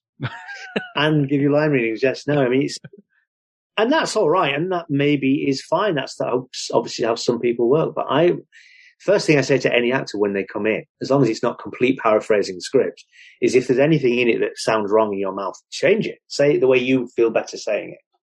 Because I think it'll only be a better performance if they feel more comfortable and don't arrive at this big hurdle where it's like, it's that weird thing that I've got to now do in their way. But mostly, everyone wants to do the exact work of what we've given them in the script. They are quite prescriptive, and we've got a version in our minds that, in a way, is already edited and we can see it. And then it's just getting there. It's getting all the elements to then make it work. There's most of them, the number 9s, none of them I look at. Maybe only I can only think of about 2 that I think in my mind are not we didn't quite get them over the line in the way that I imagined them. But mostly always better than, which is great. I mean, outside of obviously what COVID did to it, is there anything that's fundamentally changed about yours and Steve's process over the years? Well, I think we're less bothered about being in them or thinking we've got the bigger part or the funny lines. I mean, I think that was maybe used to be a slight tension about dishing out the parts when we'd written the scripts, thinking, I feel I don't feel I'm in it. I'm not in it enough, or whatever that might be. And now we don't. I'd rather not be in it now. I'm happy when it's like I've got a week off here. Which it sounds very similar to what happened with, like when Palin and Jones went off and did their series after Python. Right. And Michael Palin had that awkward conversation with Jones, like, maybe you should be in these less. Right. Yes. Yeah.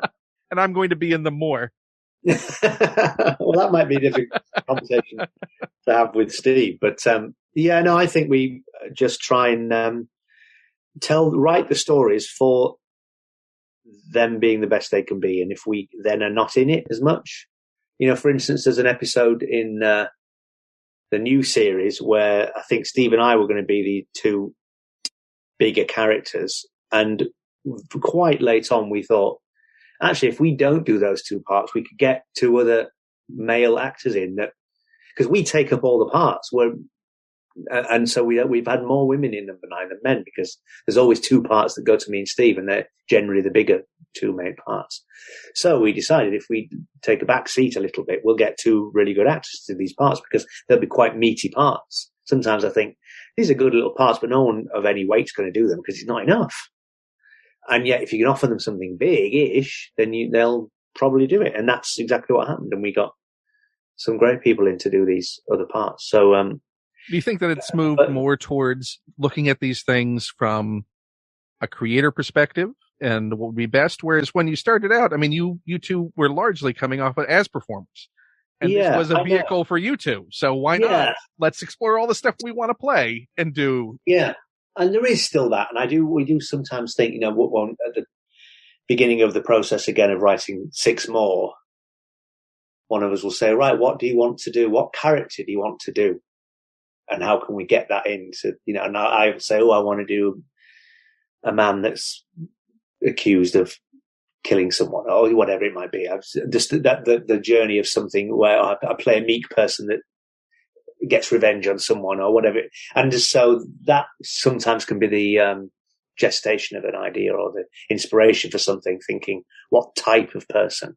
Other times the story comes first, but we do still, I recognize that people watch it, I think, for me and Steve, being in it as well, and enjoy it when it's just us two. There is something about the fact that we have worked with each other for so long, and these two-handers are not just nothing. I think it wouldn't be the same. Chameleons. I mean, I think it's remarkable the range of character types you've played over the course of it. Like, I guess so. You can be pigeonholed into, Reece is always going to be the meek one, and Steve's going to be the strong one, or Steve's going to be the strong one, and Reece is going to be the meek one, or this is going to be the way it's going to go. Every time you go into an episode, it's fresh as to, don't come in with preconceived notions of who's playing what and what that character type and personality is going to be. Yeah, well, I hope so, yeah. And that's the joy of doing these and being able to play all these different parts. But it genuinely was never a sort of vanity project where we could just do them. It was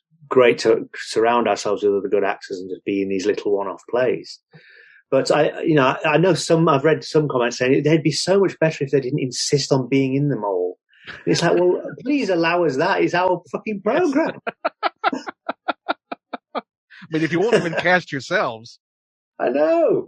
But I mean, I sort of see what the thought process of that, but it is us. And we have written them with us to perform them. And yes, there's been so many now, perhaps you are tiring of seeing us. Maybe it was never meant to be this many, but we're still doing them. Sorry. And you are, because of the march of time, becoming different people. Yes, I guess so. Yeah, of course. I'm not playing the Juve lead anymore. Yeah. I'm the little old dad. Yeah, you're not coming in as the teenager. Yeah, I've got to have children of my own in these ones now because I'm old. Yeah, you can't just show up and go, I'm on my gap year. Yeah, exactly, yeah. I know, I'll put a baseball cap on the wrong way around and that'll make me look young. Yeah. As if anyone does that anymore. That dated you more than anything else. I know. I mean, have you two thought about doing more longer form as far as doing a feature film?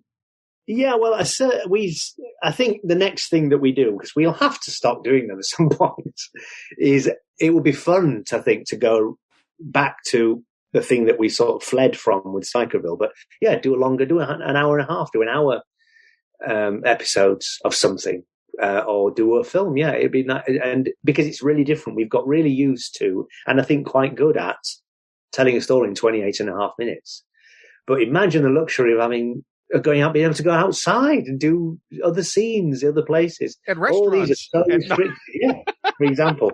No one in them, empty. Yeah. However, tables filmed separately, and then it's assembled in post. Yeah, they're assembled in post on a green screen to make it like a buzzy restaurant that doesn't exist anymore. But yeah, we would love to do a longer form thing and enjoy that. No restrictions, not having the same set of rules that are imposed on number 9, which is always never leave. Is time also the biggest restriction that you have? And I guess, yeah, money and time, because imagine being able to do so. We write them now. I was talking about this the other day. We had a launch for the book, knowing we'll be told you can't do that, you can't have that. So there's a pass before the script is even in its free-flowing creative form, where we're already thinking as producers, right, we can't drive. The two characters are driving along now. We'll never get a low loader for driving. The car is parked. Let's just have them in a street. So it'll be reduced to what we know we can have. Well, we can't have a street. We can have a room. Yes. It can be street adjacent. With a street sign in the background through a window. We can have car sounds in post. Yeah. And in fact, we can't have the window now, but we could just close the curtains. Yeah. Someone will mention that they're off a street. Yeah. And we'll have a car in post. Exactly. And someone will walk in going, what a busy street. Yeah, with a bag of shopping. Yes. It says London on it. Yeah. Oh, that store was so crowded. You can imagine that. Yeah, so that's the sort of thing we do. And that's no way to write, because you want to be writing with your imagination, with no parameters or restrictions. However, it has served as well, because we can get them made for the budgets we have. But to think if we could do that and we didn't have restriction, you could have a whole beach of people. You could have a train carriage full of people. You could have an airplane. A whole series of number 9s, just transferring to different number 9s throughout the entire film. Yeah, that's all it is. Maybe the character's just being cursed and followed by number 9s, and that's the whole story, is how they're recognizing all these number 9s finally. Yes. Well, actually, I think you've just described the plot of a Hammer House of Horror. Wasn't there a man that was in the Mark of the Beast? And you think he saw 9s in everything? And it was all tied back to actually seeing the 6s, right? No, I don't think it was anything to do with 6. It was just some weird. He became an obsession. It was with Geraldine. Oh God, what was she called? Yes, I'm sure it was all just about number 9s. I think it was called the Mark of Satan. I think it was a cult in the end. Isn't it always a cult in the end? With a hammer picture of a certain period, wasn't it always? Right back to the best cult in the end is Rosemary's Baby. Although the number 9 cult is basically your fan base. Yes, we've got our own. We don't need to do it. Looking for number 9s everywhere and rabbits. Yeah. Hair, please. Sorry. Hair. Yeah. Which people can find out. I'm sure there's a whole handy guide in the book. Yeah. Do you know what? They said, can we have where all the hairs are, please? Just a page. And I said, no. Oh, so you did turn it. I said, allow something it left for them to do. Not the go-to, there they all are. I mean, you can find that anyway online. Right. Someone's done. But so I just thought, let's just keep something back. Let's just not have, and here, because obviously it was just filler. It was like, here's another page you could do where all the hair's spotted, and we'll have a little still of each one. Right. Yes, you could do that. And I said, please don't. That's in the exclusive bonus content, the deluxe edition. Yeah. That's got the slip cover. It's the gilded pages. Yeah, and the special where all that insert. That's the signed insert, right? It's not, but it should. So then the feature film is just about the hair. Yeah, although we did do just about the hair with the episode where it was sort of the monkey's paw, wasn't it? You've done everything. You've done everything, Ken. We've done it all. There's literally no hair unturned. And where does the hair reside in between seasons? I think Adam Tandy keeps it, the producer. And there's been more than one, because I know one of the ears snapped off. Although we did, I think in the last series, we were using that one, because I saw the ear was a bit chipped. So I think there's a couple, but yeah, he keeps them in a box. Do you have one in the house? Do you have a copy? Get brought out. I haven't got one. I want one. I should get one, shouldn't I? Or someone should get me one. Why haven't I got one? Yeah, why don't you have one? Why I don't know. I should have now you're going to text Steve and find out that he's had one all along. Yeah, I think he has got one, and I think he took one. So he had the smarter way to treat it. Yes, I know. If you want one, you're going to have to take one. Yeah. Have anyone performed the scripts live? No, I don't think so. I think because they seem like they're perfect for schools or to go out. Yes. I think, there's plans afoot that we might do some of them live, or there's a possibility of having some sort of Inside No.9 live version. Because they are, as you say, all suited to, they're like one-act plays. So that's something that I think we would explore in the future. And with that in mind, we've been a bit litigious about not allowing anyone else to do it. We thought we don't want people doing them. Yes, of course, if they're doing them in a school, they're not going to, probably won't even contact us. And people do them as audition pieces and do scenes from them and things, which is lovely. But as far as like doing it and paying it for money, I think we want to be the first people to do it, because I think it might happen. So we've stopped a few requests. Well, you got to make your way back to Broadway. I know. Yes, I'd love to. That the circumstances didn't work out at the time. I know. For both you and for the play itself. Yeah. Are ridiculous. Yeah. It was good fun, that. I loved doing that play on there. And it worked really well as well. The audiences seemed to get it for being a play about a pub in the north. Yeah. Well, I think, if it's strongly written and performed, I think that audiences would go along with something. They'll go along with it. Familiar. I mean, number 9 has proven that. Yeah, true. I mean, there are a lot of stuff that you could say is very, very UK within the stories. I know, of course, yeah. I still bemoan the fact that no one knows number 9, even 7 series in. I don't know how we change that. Well, I think there's... Well, it'd be nice if there was one episode that was made just freely available and promoted as such. Yes. It'd be like the emissary for the series, and the sort of, if you like this, there's 7 other series of it to go check out. I mean, what would be the episode that you would pick as, here's the intro? I don't know. I mean, that's the heart of the problem, isn't it? They're all so different, which is a number 9. Maybe the episode 1, Sardines, is the perfect example of, I mean, yeah, it's very British, but it's dark, it's quirky, strange, it's the claustrophobia. It's an ensemble piece. It's got the tone. Number 9. Yeah, I think probably that one. Oh, Tom and Jerry, that's another good one. It's got a good story and a nice twist, and yet, I mean, I think it's just one of those things that it's been bubbling under, and obviously people refer it to other people. But I think there's never been an official push towards it. No, there hasn't. There's a weird sort of... and what's weird is there's probably League of Gentlemen fans that don't even know that it exists. I know. I get that all the time. You're doing any more League? What have you done since League of Gentlemen? That was 25 years ago. Not 25. I mean, heck, the reunion now at this point is what? Almost 5 years ago? Yeah. Well, it's 2017. 4 years? Yeah. 5 years ago. 4 or 5, yeah. Mad. We'll be due for another one soon.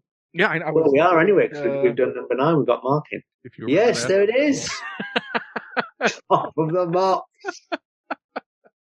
Leslie's calling card. Still in a place of honor with the cell phone number on the back.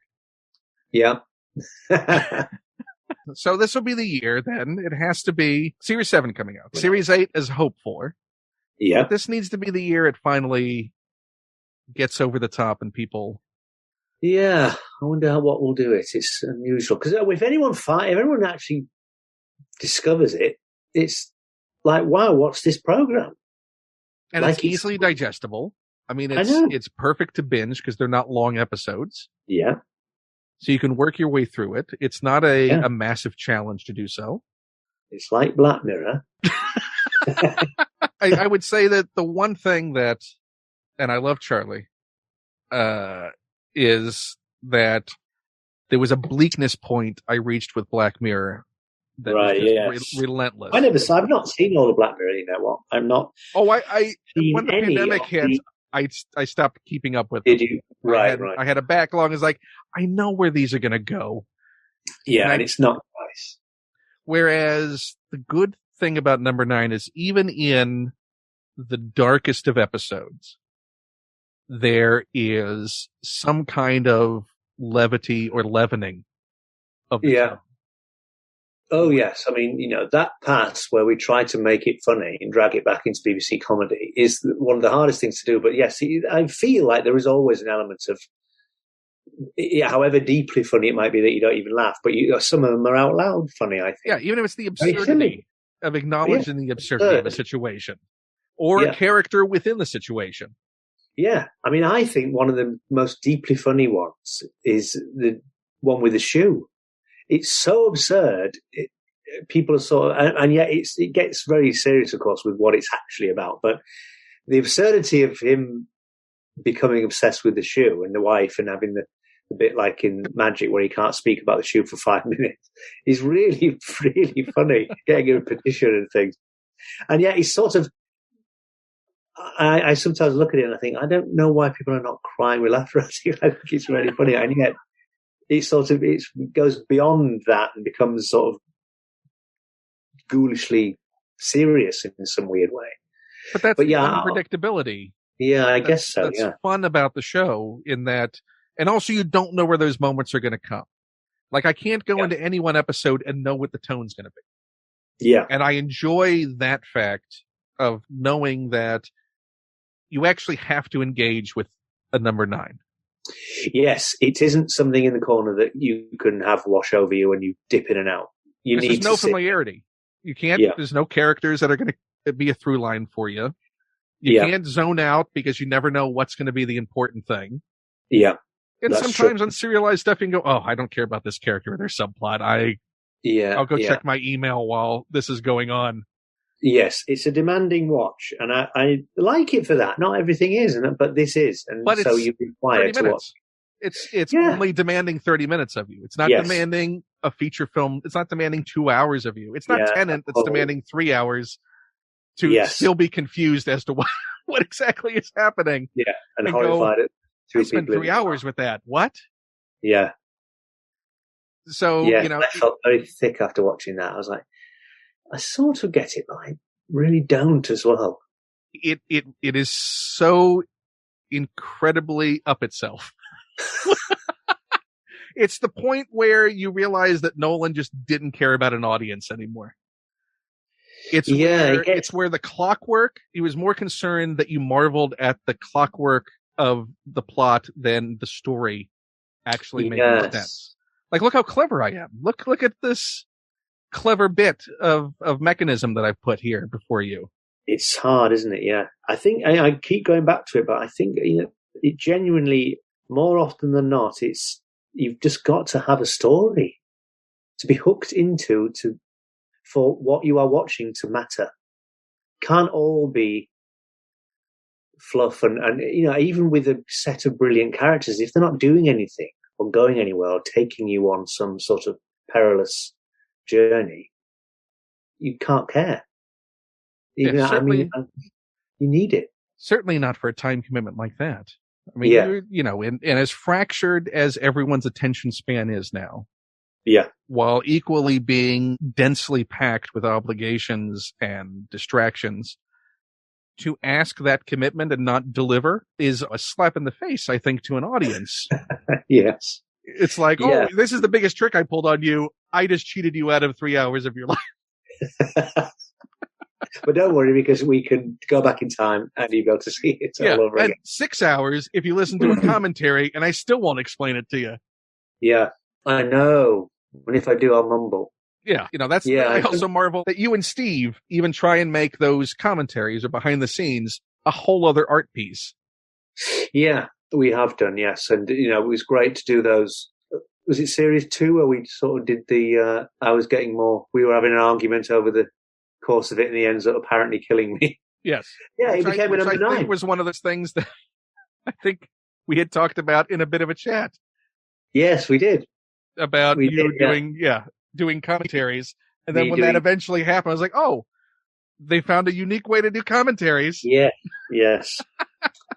That's right, yeah. It was, well, nothing is wasted. It's nice to do something where you slightly, because those we just, we did them, and it was a very, very early seeding of a slight rift in the relationship. So it was really fun to do that. I think the two of you, it is remarkable the sort of symbiote relationship you have.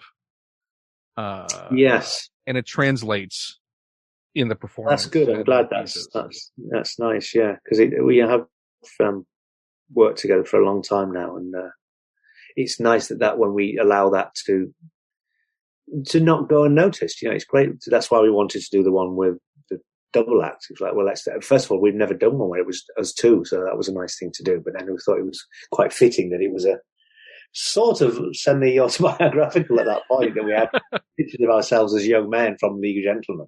Have you ever had a serious row? No, not really. No, I think we genuinely, because it's always been all right, we've been successful. I think it'd be harder. I mean, people used to ask that about the league. Do you have big arguments? And we never did, because it was always going all right. I think it would be more fractious if it was not working out. Right. Are there any creative disagreements that you? Yeah, we disagree, and we have atrocious wars of silence of wanting to be the person that finally will relent because he can't bear it any longer. But we are very happy in each other's company, and so we will sit in silence, not in sullen silence, but pondering a route or in a plot point, or so. And we did it translated to being on like this as well in over computer screens, just staring at the page, both of us for quite a long time. Slightly more conspicuous, yes, as I was going back to the slide. But more conspicuous in that scenario, because it was like when we weren't even together, but you sort of like, you just quietly pondering with the person. You sort of hear the silence in the other person's computer screen. Do you think almost the Zoom stuff was somehow more intimate then? It certainly focused your mind, and it made us be more. We were productive. We wrote a lot of. All the scripts came out in lockdown, and it was just more intense for shorter amounts of time during each day. So we would start at 9, 10, sometimes at 1, 2 o'clock would be done. 1 o'clock, 11 o'clock. Sometimes we didn't ever. There's no set rule to it. Same process really of talking for a long time before beginning to write. That always seems to be helpful. So you're not writing, not knowing where you're going. And we've done that more and more over the years. Yeah, and also, the biggest thing, daring to think we could do it. I think we're a bit more bold about thinking, yeah, we know we're writers. We are writers, and we do this. This is what we do. Where was that threshold? I think it was early, maybe second series of Inside No.9. Thinking, yeah, these are good stories, and we know what we're doing, or third series or something. It was just and getting into a groove with these particular things, and we've done these a long time now. This storytelling. I mean, it's got to feel, as far as segmenting a career or a perception of yourself or how others perceive you, there's certainly a league period where very real. That could have been the only thing you ever did. Yeah, and nothing else succeeded past it. You always would have been known as one of the members of the League of Gentlemen. Yeah. Absolutely. And then Psychoville happened, and okay, well, that met success. Should we do more of these? Is this a thing that we should just keep doing? Because this is working. People have responded to this. Yeah, it did. And it was lovely to have that, because that was the second album thing of what do you do after the League? Everyone you can't pull the same trick again of the dark, creepy characters. But yet we sort of did, and it was all right. And people liked it. It felt different enough because of the new the way in with the storytelling, and we were sticking with the same characters for longer. It felt like this did feel different enough. But yeah, it is. It's odd to look back and say. I mean, you might think I've only done 3 things, but in the meantime, I have been doing all the other. Oh, you've done a ton of work and character acting in films and TV productions. It's great, and I never lose sight of have a thing that's your own that you can go off and do. Yeah, that's amazing. Yeah, and ultimately that is the most gratifying, when it's our thing and we've seen it through from writing it in a room together and thinking of it out of the ether, to taking it to some other people that then help facilitate, create it, and that thrill of arriving on a set and we wrote a thing and then suddenly we're surrounded by it. And that, and then the terror and thrill and excitement of how it will be perceived, which is always scary because it's on your shoulders, because it's your baby that you're presenting to the world. And yet when it's liked, that's a fantastic thing. And it's better than any other scenario where you're just an actor in someone else's thing, because someone else is getting all the acclaim. Not that it's up for the acclaim, but it's a nice feeling to think that you've done it again, and you're still delivering something that works for other people, not just yourself. And paying the bills, doing it. And pays the bills. Good God. I mean, who knew that I would ever, for so long, be doing it? I every day think I'm going to get rumbled today, and they're going to see that he doesn't know what he's doing. He shouldn't be doing it. Somebody's going to come and take it all away. Yeah. All my magic books. It's going to be up. I wouldn't mind. I'll have more space. You just fill it again. Yeah, I would. Like they do in those programs. You'd be on eBay looking, well, I had that. I need to get that again. I know. Oh, it was so much cheaper when I got it originally. Oh, my God. I think it's my copy. That's not right. My name's in it. So I'm curious, does Psychoville feel like an evolution of League or prelude to Inside No.9 to you? Oh, that's interesting, isn't it? It's both. It dovetails one from the other, because it came from the freedom of Steve and I thinking we're now not two minds with another two minds, because League was that. It was Jeremy and Mark were writing their stuff, and we would then have the tussle of how we put it all together. And not tussle in an argumentative way, but how do you do it? There's a lot of different ideas here. How do you make it coherent in a world that's meant to be all the same thing? And the town did that, and the sort of journey of flitting around people's strange scenarios.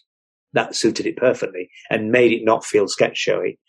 Then we decided to think, well, now it's just us two. We can see through more clearly the evolution of a big story arc without having to cater for Mark and Jeremy's ideas as well that will interrupt our flow. We've got our trajectory now. It's just us two, and we can be in charge of the post-it notes and create a whole story arc that we don't have to try and shoehorn in someone else's things as well, which is what League was. Everyone was fighting to be part of that world.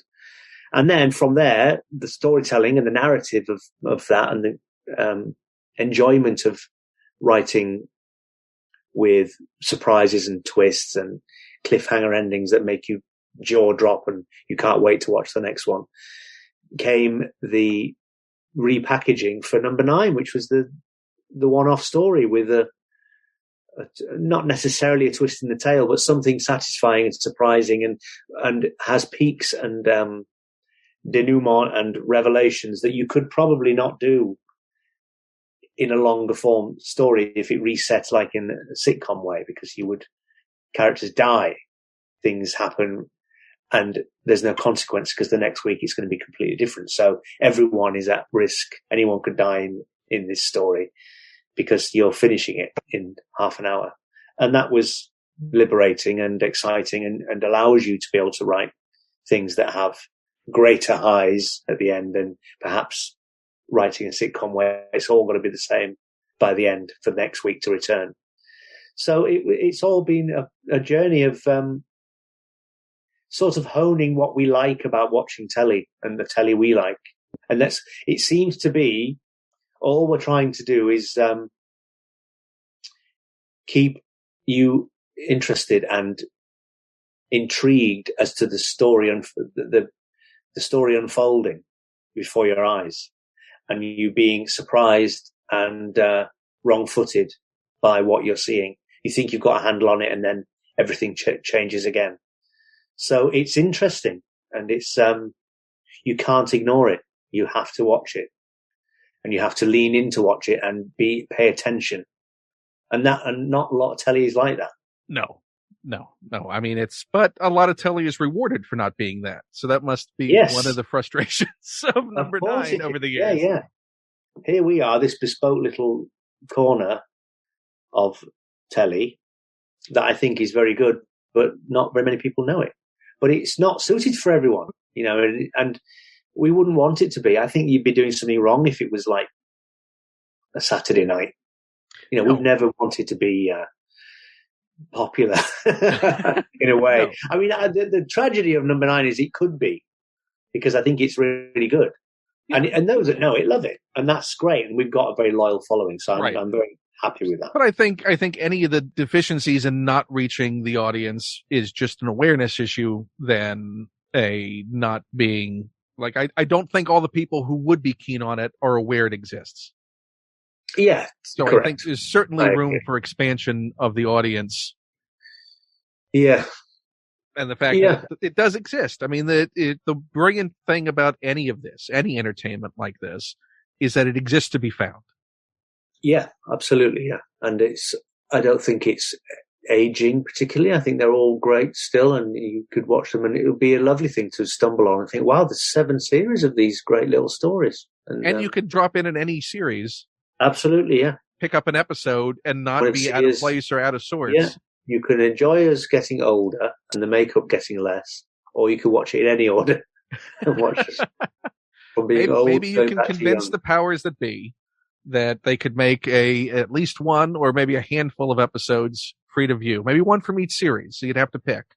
Yeah, I don't know. I don't know the ins and outs of all this stuff of who owns it and where and what streaming. Or it just quietly leaks onto the internet. Yeah, well, I think it all is, actually, isn't it? It probably all is, but it's not easy to find. So I think that's probably one of the problems as well. Because I've sometimes had people tweeting me, I can't find it anywhere. And I tell them it's on Hulu and BritBox, and they're like, that doesn't seem to break through as oh, right, good, that's easy then. Well, so I don't know. That'll be the goal for everyone listening to this. Find ways to introduce somebody to Inside Number 9. Yeah, one person, like a chain letter, like the old-fashioned chain letter. If you didn't pass it on, you get a curse. Yeah. Within 7 days of not passing along to a friend. Yeah, or telling someone about an episode of Number 9.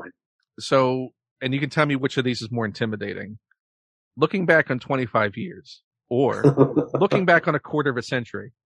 Oh, God, Ken. Don't put it in those terms. It's so strange, isn't it? Time is so fast now because you've had more of it. So I really recognize now how quickly a year goes by. When I think you just see the seasons go bum, bum, bum. Oh, it's Christmas again. Yeah, but we were all confused when you were saying that January of this year was only January of this year. Yes, that is, I can't quite fathom that. I'm aghast at myself saying it out loud. We were filming Series 6 this year. And I'm at the other side of having done Series 7. I mean, goodness me, how amazing is it that I still keep getting any work? I can't believe it. That was one of the things I did genuinely think when I was doing the In the Earth. And then indeed when we returned to filming Number 9 was in all this pandemic and horror show, I'm just some stupid little comedy actor. He's working. He's doing it. He's creeping out, allowed to go out and do this thing. It seemed very frivolous and like, why is this important? It's not. And yet I realized it was.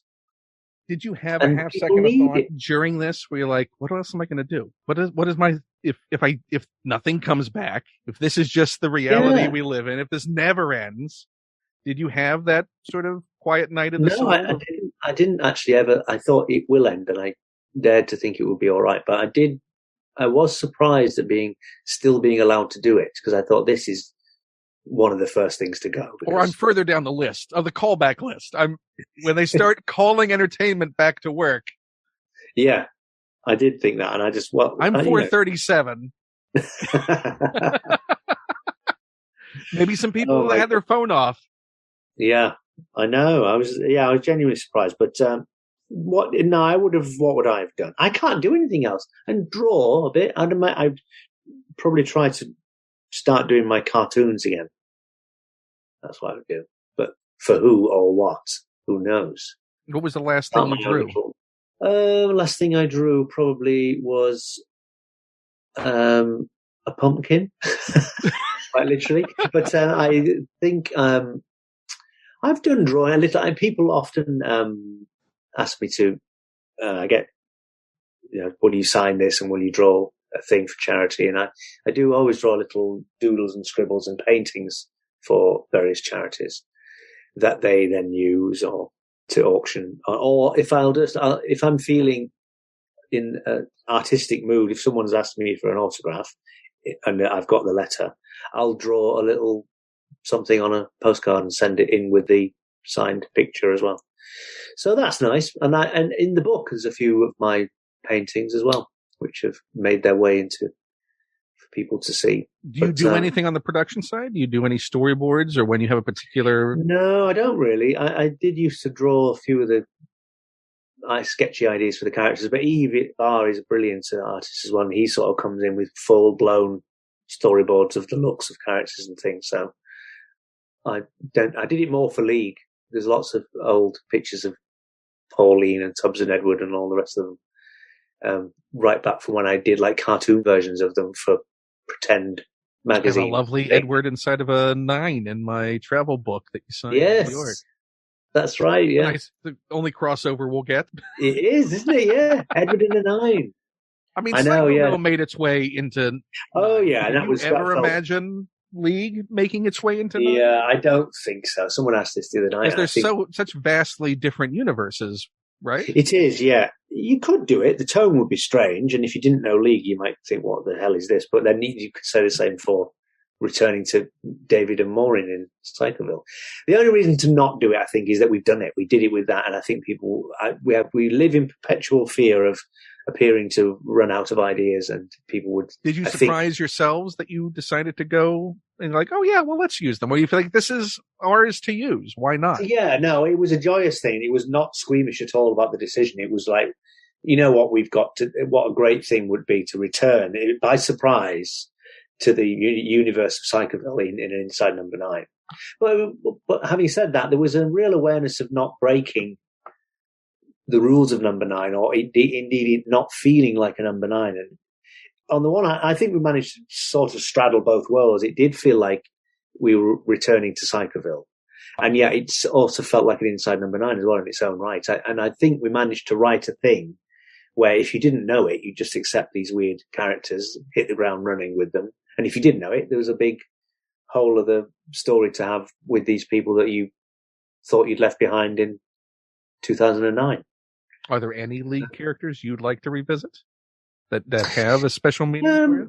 I would, having had such fun returning to do the businessmen, Jeff, Mike and Brian in the League specials, Mark said we could do a series of those, and it would be fun just to explore. I mean, weirdly, then the sort of the least grotesque, they're a bit more real, aren't they, those characters, even though he's sort of a big, angry character. But it was great fun to do him.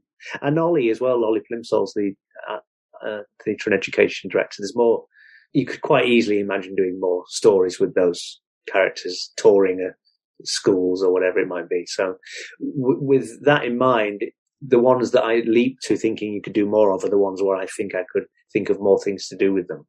Right. And those two characters are the ones, I think.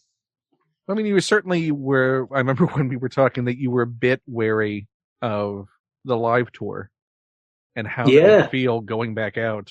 I know. I really was. And it was, I can't tell you the amount of, the waves of love in the air for those characters.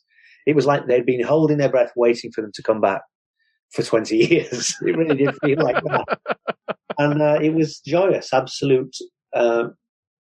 People went mad for it. I was so surprised and thrilled and very moving. It was touching to see people had kept them alive in their hearts, genuinely, for all this time. Which, considering the origins of those characters, has got to feel weird that they achieved that level of sort of embedding in people's hearts, and minds. That starting up in comedy clubs, and just very sketchy. I mean, they are sketch show characters, but they did feel like they've been around so long. They're more than that now. It felt like they had lives of their own. They were bigger more than sellotape. Yeah, literally more than the sellotape. And glasses on a chain as far as Pauline is concerned, and a few pens. Yeah, they were sort of bigger than us. It was Royston Vasey became iconic. I mean, it became politicized. I mean, that was something that Yes, really didn't happen until 2016 when absolutely. It was like we foresaw it. Local people being that's the got to be issue. weird to suddenly have your catchphrase in the political zeitgeist. Yes, it is. It was strange. Yeah, really strange. And not in a positive way. I know. Yes, it was weird to think that it is being sort of weaponized. But we genuinely had such fun doing it, and it was a real surprise to me that we sold and had as much of a run as we did when we came back, because I thought we would do maybe 2 or 1 night somewhere in a theatre, big theatre, and you'd just about sell it out. But no, we returned and we only did arenas. It's huge.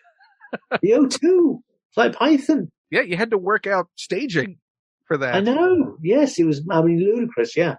One thing to do it. We did it in a tiny theatre in Barnstaple in Devon, and then we did it at the O2, the same show on a stage that was like doing it to a small city. Was that your first time doing wire work in a show? We did a bit of it in the first tour when we had the. But it actually wasn't wires. The one time it was wires in one of the theatres, and the rest we went up on a little lift. We were elevated on a lift, yeah, and it looked like we were floating, but we weren't. So yes, it was really, yeah, it's quite scary. But once you dare to think it's safe and click yourself in, it's fine. Up I went. As long as you dare to think you're safe. Yeah. You're gonna dare to think you're safe. There's an element of like bungee jumping. Just think it's fine. I just have to think it's fine. I mean, did that feel?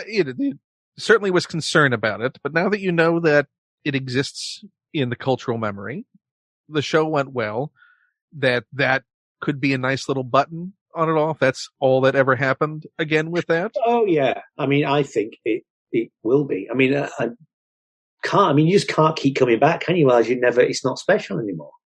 It feels like we've done it. It felt like that was it. We thought we would do it, and we did it. We came back. I mean, the next time, if we ever did it, it would have to be the 70s, Python-esque, sort of final. And I'm not sure whether anyone wants to see it. So I don't know. We might do. I mean, who knows? Never say never, as Steve always likes to say, just to taunt viewers. Well, the fact that even sure. You could think of, in the number 9 question, of characters that still have a life to explore. Even if it's not within the context of a full league thing, that, you've now established the idea that any of these characters could come back in any form or fashion. Yes, yeah. And I think people would be excited by the idea of some one-off hour-long mock documentary about Legs Akimbo Theatre Company making a comeback or touring. I'm sure there's ways of doing it. It's just who would want it and when do we do it? Are we really going to do it? It just requires...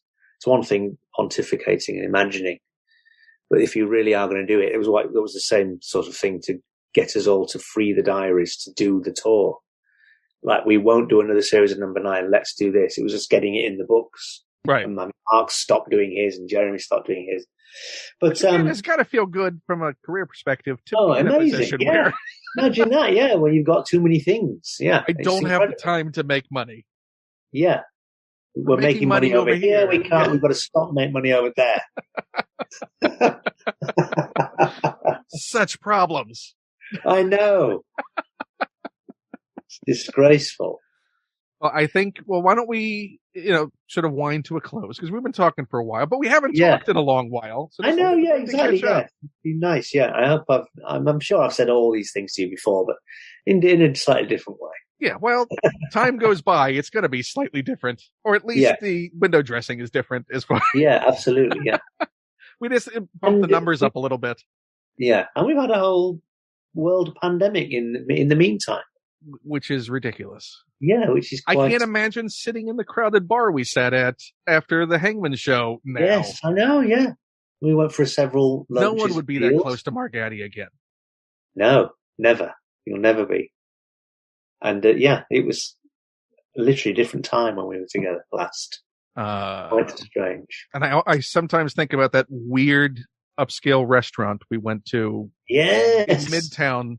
How did we pick it? I can't remember how. Was it a recommendation of yours? Or No, we were just did I wandering choose it? around. Oh, we just looked for somewhere, didn't we? And we said, let's go here. Yes. Yeah, and it was the weirdest little out of time hole in the wall. Yeah. Like it felt posh, but 1950s posh. Yes, it did. And it had like people that was dressed up to go on else, as if they were going to the opera later. And they had their own monogrammed matchbooks, like their little. Yeah. It was like something out of a Hitchcock, wasn't it? Who has matchbooks anymore? No, yes. Why do they need them? To light a zigzag. They weren't flip top. They were box matches. Yeah. It was a classy joint, but it was also like it sat 3 people. Yeah. Like I don't know how they made rent. Like what? I can't imagine the turnover in that place. No. Well, imagine now. It won't be there now. It'll be a Halloween shop. Yeah, it's a spirit Halloween.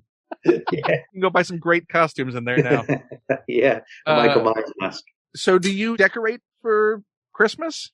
Do you transition right into Halloween? Oh, yes. Yeah, definitely big on Halloween, big on Christmas. Yeah. I mean, I can't bear the thought of Christmas until I've got Halloween done.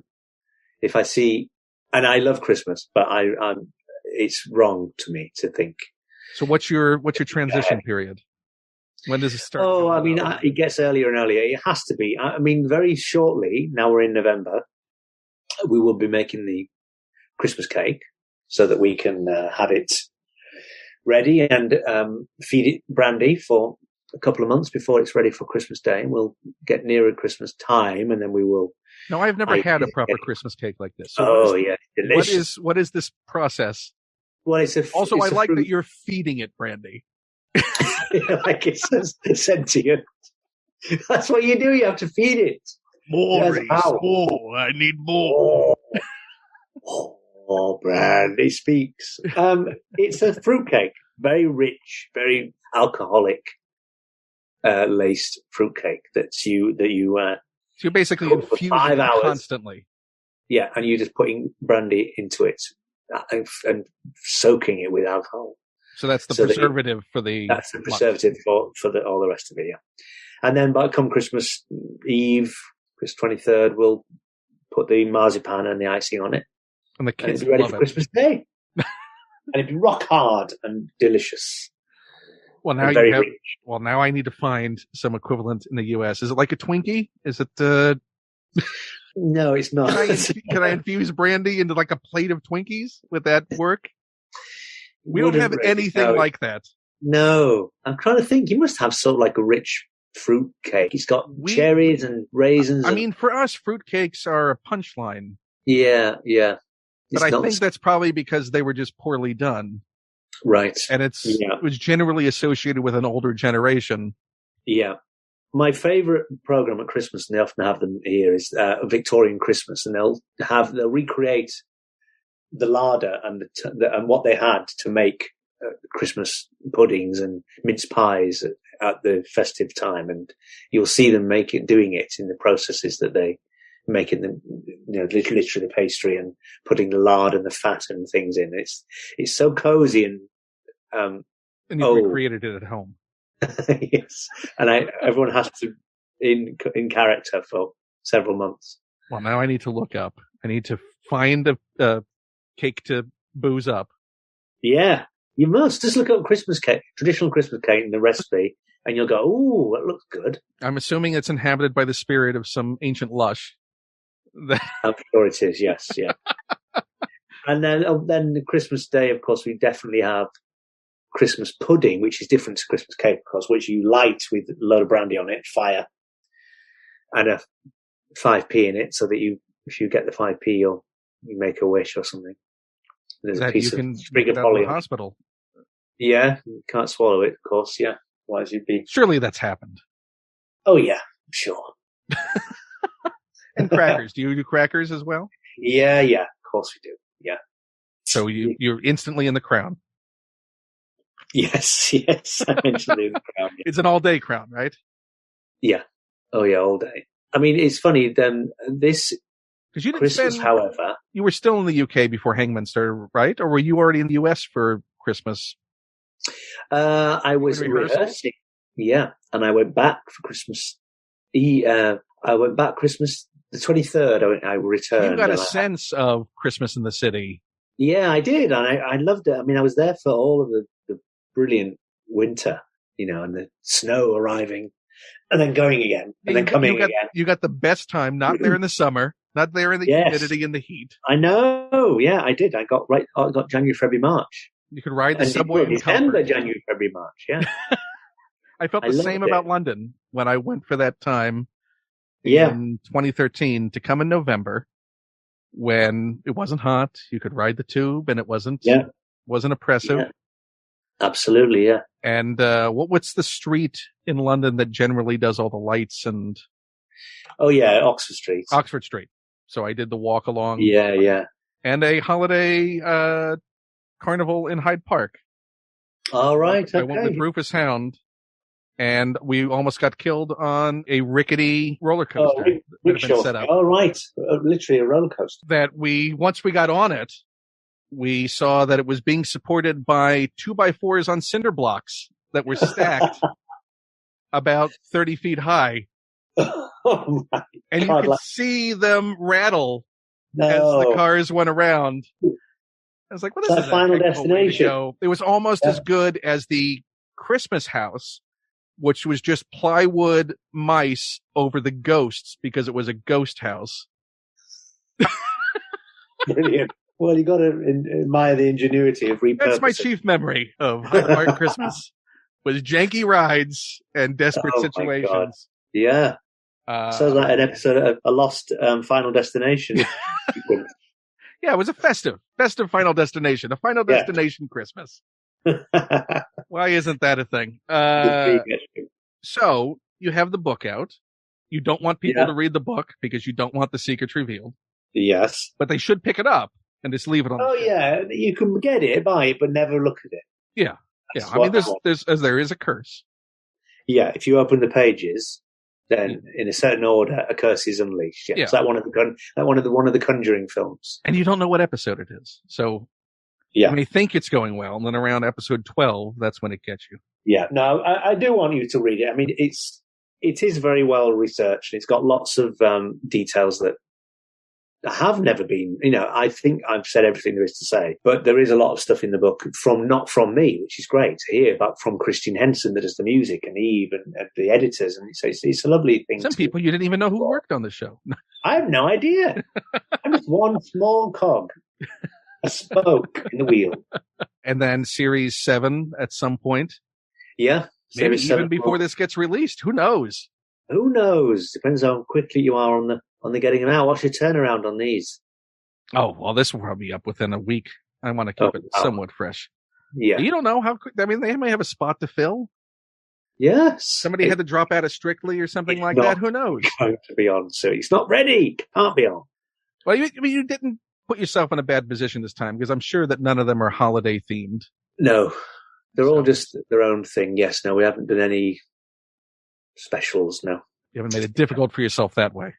I know, yeah. Although I look forward to the Bonfire Night number 9. Oh, yeah, that would be a good one, actually. Yeah, Bonfire Night 9. And then everyone should introduce a friend. Yes, to number 9. That would be good and get it out there. And you're going to be premiering your one-man show, your magic show. That's right, yes. I mean, I am supposedly doing a play next year in Chichester that was cancelled because of COVID, written by Stephen Moffat. Is that in the spring? Yeah. In spring, yeah. Directed by Mark Gatiss. That's still meant to be on the cards. We haven't heard proper confirmation yet. When would you be going into rehearsals for that? We'd have to start rehearsals in the right spring. After the new year? Yeah. Maybe a bit later, but not too far out beyond it. But I've not heard anything about whether. I mean, I'm not sure what state theatre is in. I've been to some things and worn masks, but been slightly petrified at being in a big room with a load of people. Yeah, no, I mean, it feels like we're all sort of testing the one. Nothing feels normal. Like, I hate everyone saying we're back to normal is ridiculous. Yeah, it's not. It's not. I think we're Pretend in. it is for your own peace of mind if you want, but it's not. Yeah, I think we're in a tentative state of lesser resistance and greater denial Yes. when it comes to doing things. Yeah. It's funny, isn't it? Yeah, there's some people I know that have just gone a much more gung-ho about it all. I have friends that are at restaurants like, I'm vaccinated, I'm fine. Why do you think I'm Really? not I'm gonna live my life now? I stayed inside for a year. I did my dues. Yeah, I don't think that's how it works. I don't think there's like a punch card where the virus goes, you did your time. Yeah, you get a pass. I know. Well, let's hope it does eventually properly go away. Maybe it never will now. This is it. No, this is, from now on, we're going to have all the conversations this way. You're going to be forever erasing Steve's lines as he's typing them. Delete. You don't want to give that up. Come on. You'll miss that when it's gone. I know, yes. No, we'll be able to. I'm sure that next time we come round to meeting, we will go in a room together. Although, we went in a production meeting at the beginning of filming Series 7 and sat all day. We'd all been tested all day in a room talking about with the production designer, and then discovered one of them had COVID. And it was like we'd all been sat in a room breathing each other's air for an entire afternoon, the perfect way of getting COVID. And miraculously, no one got it. We didn't, but it was only a fluke. So you scheduled a second production meeting. Because... Yeah. Well, I remember taking the mask off, thinking, I think we're all right, aren't we, in here? But yeah, then that happens. That's how it gets you. That's what it's waiting for. That's how it gets you, of course, yeah. Because you think you're all right and you're not. But then, conversely, you were humans. And you want to be able to go out. I mean, I don't. I was very happy never going out and not having to have excuses. You had an entire year to organize your magic stuff. Yes, I did. How does that feel? Because that's the depression I'm dealing with, is when you go, oh, I had like the unique opportunity. Yeah, I know. I had like that all the time in the world without my glasses breaking moment. Yeah, and I didn't do anything with it. I know, but we've got to let ourselves off the hook with that, because there is that inertia of, yes, it's the blank page of a writer at the beginning of a new script, isn't it? It's how I can't do it, can't begin, can't break the seal. It was so vague because you kept feeling throughout the thing, well, it'll end in a week or 3 weeks or a month. Or, yeah. Why start that now? You don't need to do it now. Let yourself off the hook. Just give yourself a break, yeah. But now that you know it's going to go on forever, start organizing that magic stuff. Sell that docuseries. That would be an instant watch. Well, you would watch it. Yeah, well, I mean, but that's your international audience, right? Already guaranteed. Let them know that you already have an international audience locked in. I shall, yeah. You're the one I'll point to. But you're not going to stop thinking about it. That's the good thing, that I planted the seed. That is an excuse to go through everything. It is. And that could easily kill. I mean, if Mark can talk about his favorite horror movies for 4 or 5 hour-long specials, then... Yeah, I know. I think you can show some vintage books and tricks. And it's good. Everyone had to do the zig-zag cigarette.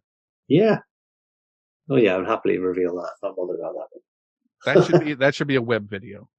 I'm throwing down the gauntlet right now. Maybe I should return as Dean Tavaloris on the League doing the zig-zag cigarette. That would be fun, wouldn't it? Stick my ears out like I used to have. But only one take. And if you don't get it right... Yeah. Only one take, yeah. Just on his hands. Yeah, that are filmed out of frame. Yes. Yeah. So actually, it's just... Because the framing is so far. You didn't even think about the framing on the camera. Yeah, you just hear him and the odd shuffle of his feet. I didn't watch myself. And I broke it. Well, this has been a joy to catch up with you. Yeah, lovely to speak to you again. Don't be a stranger. I know. Let's not leave it as long next time. Yeah. Anytime that you want to talk about things you don't want to talk about. Yeah. Well, you're very easy company, and I like talking to you a lot. Well, now the gauntlet is still thrown down for Steve, who refuses to talk to anyone. Yes, I know. I'll tell him, actually, because he'd be very, very happy to talk to you. And maybe now that it's Zoom, maybe the next time we just have both of you on together. Yes, that would be good. Yeah, And have a conversation that way. That way he can refute all the lies in real time. yeah, exactly. I'll mute one or the All right. other. Go have an evening. Yeah, nice bye. to see you. Take care. Bye.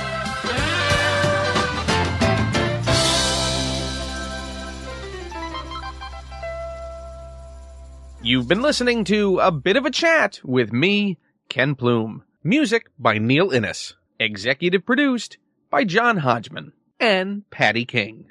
And be sure to check out kenplume.com. There's stuff there.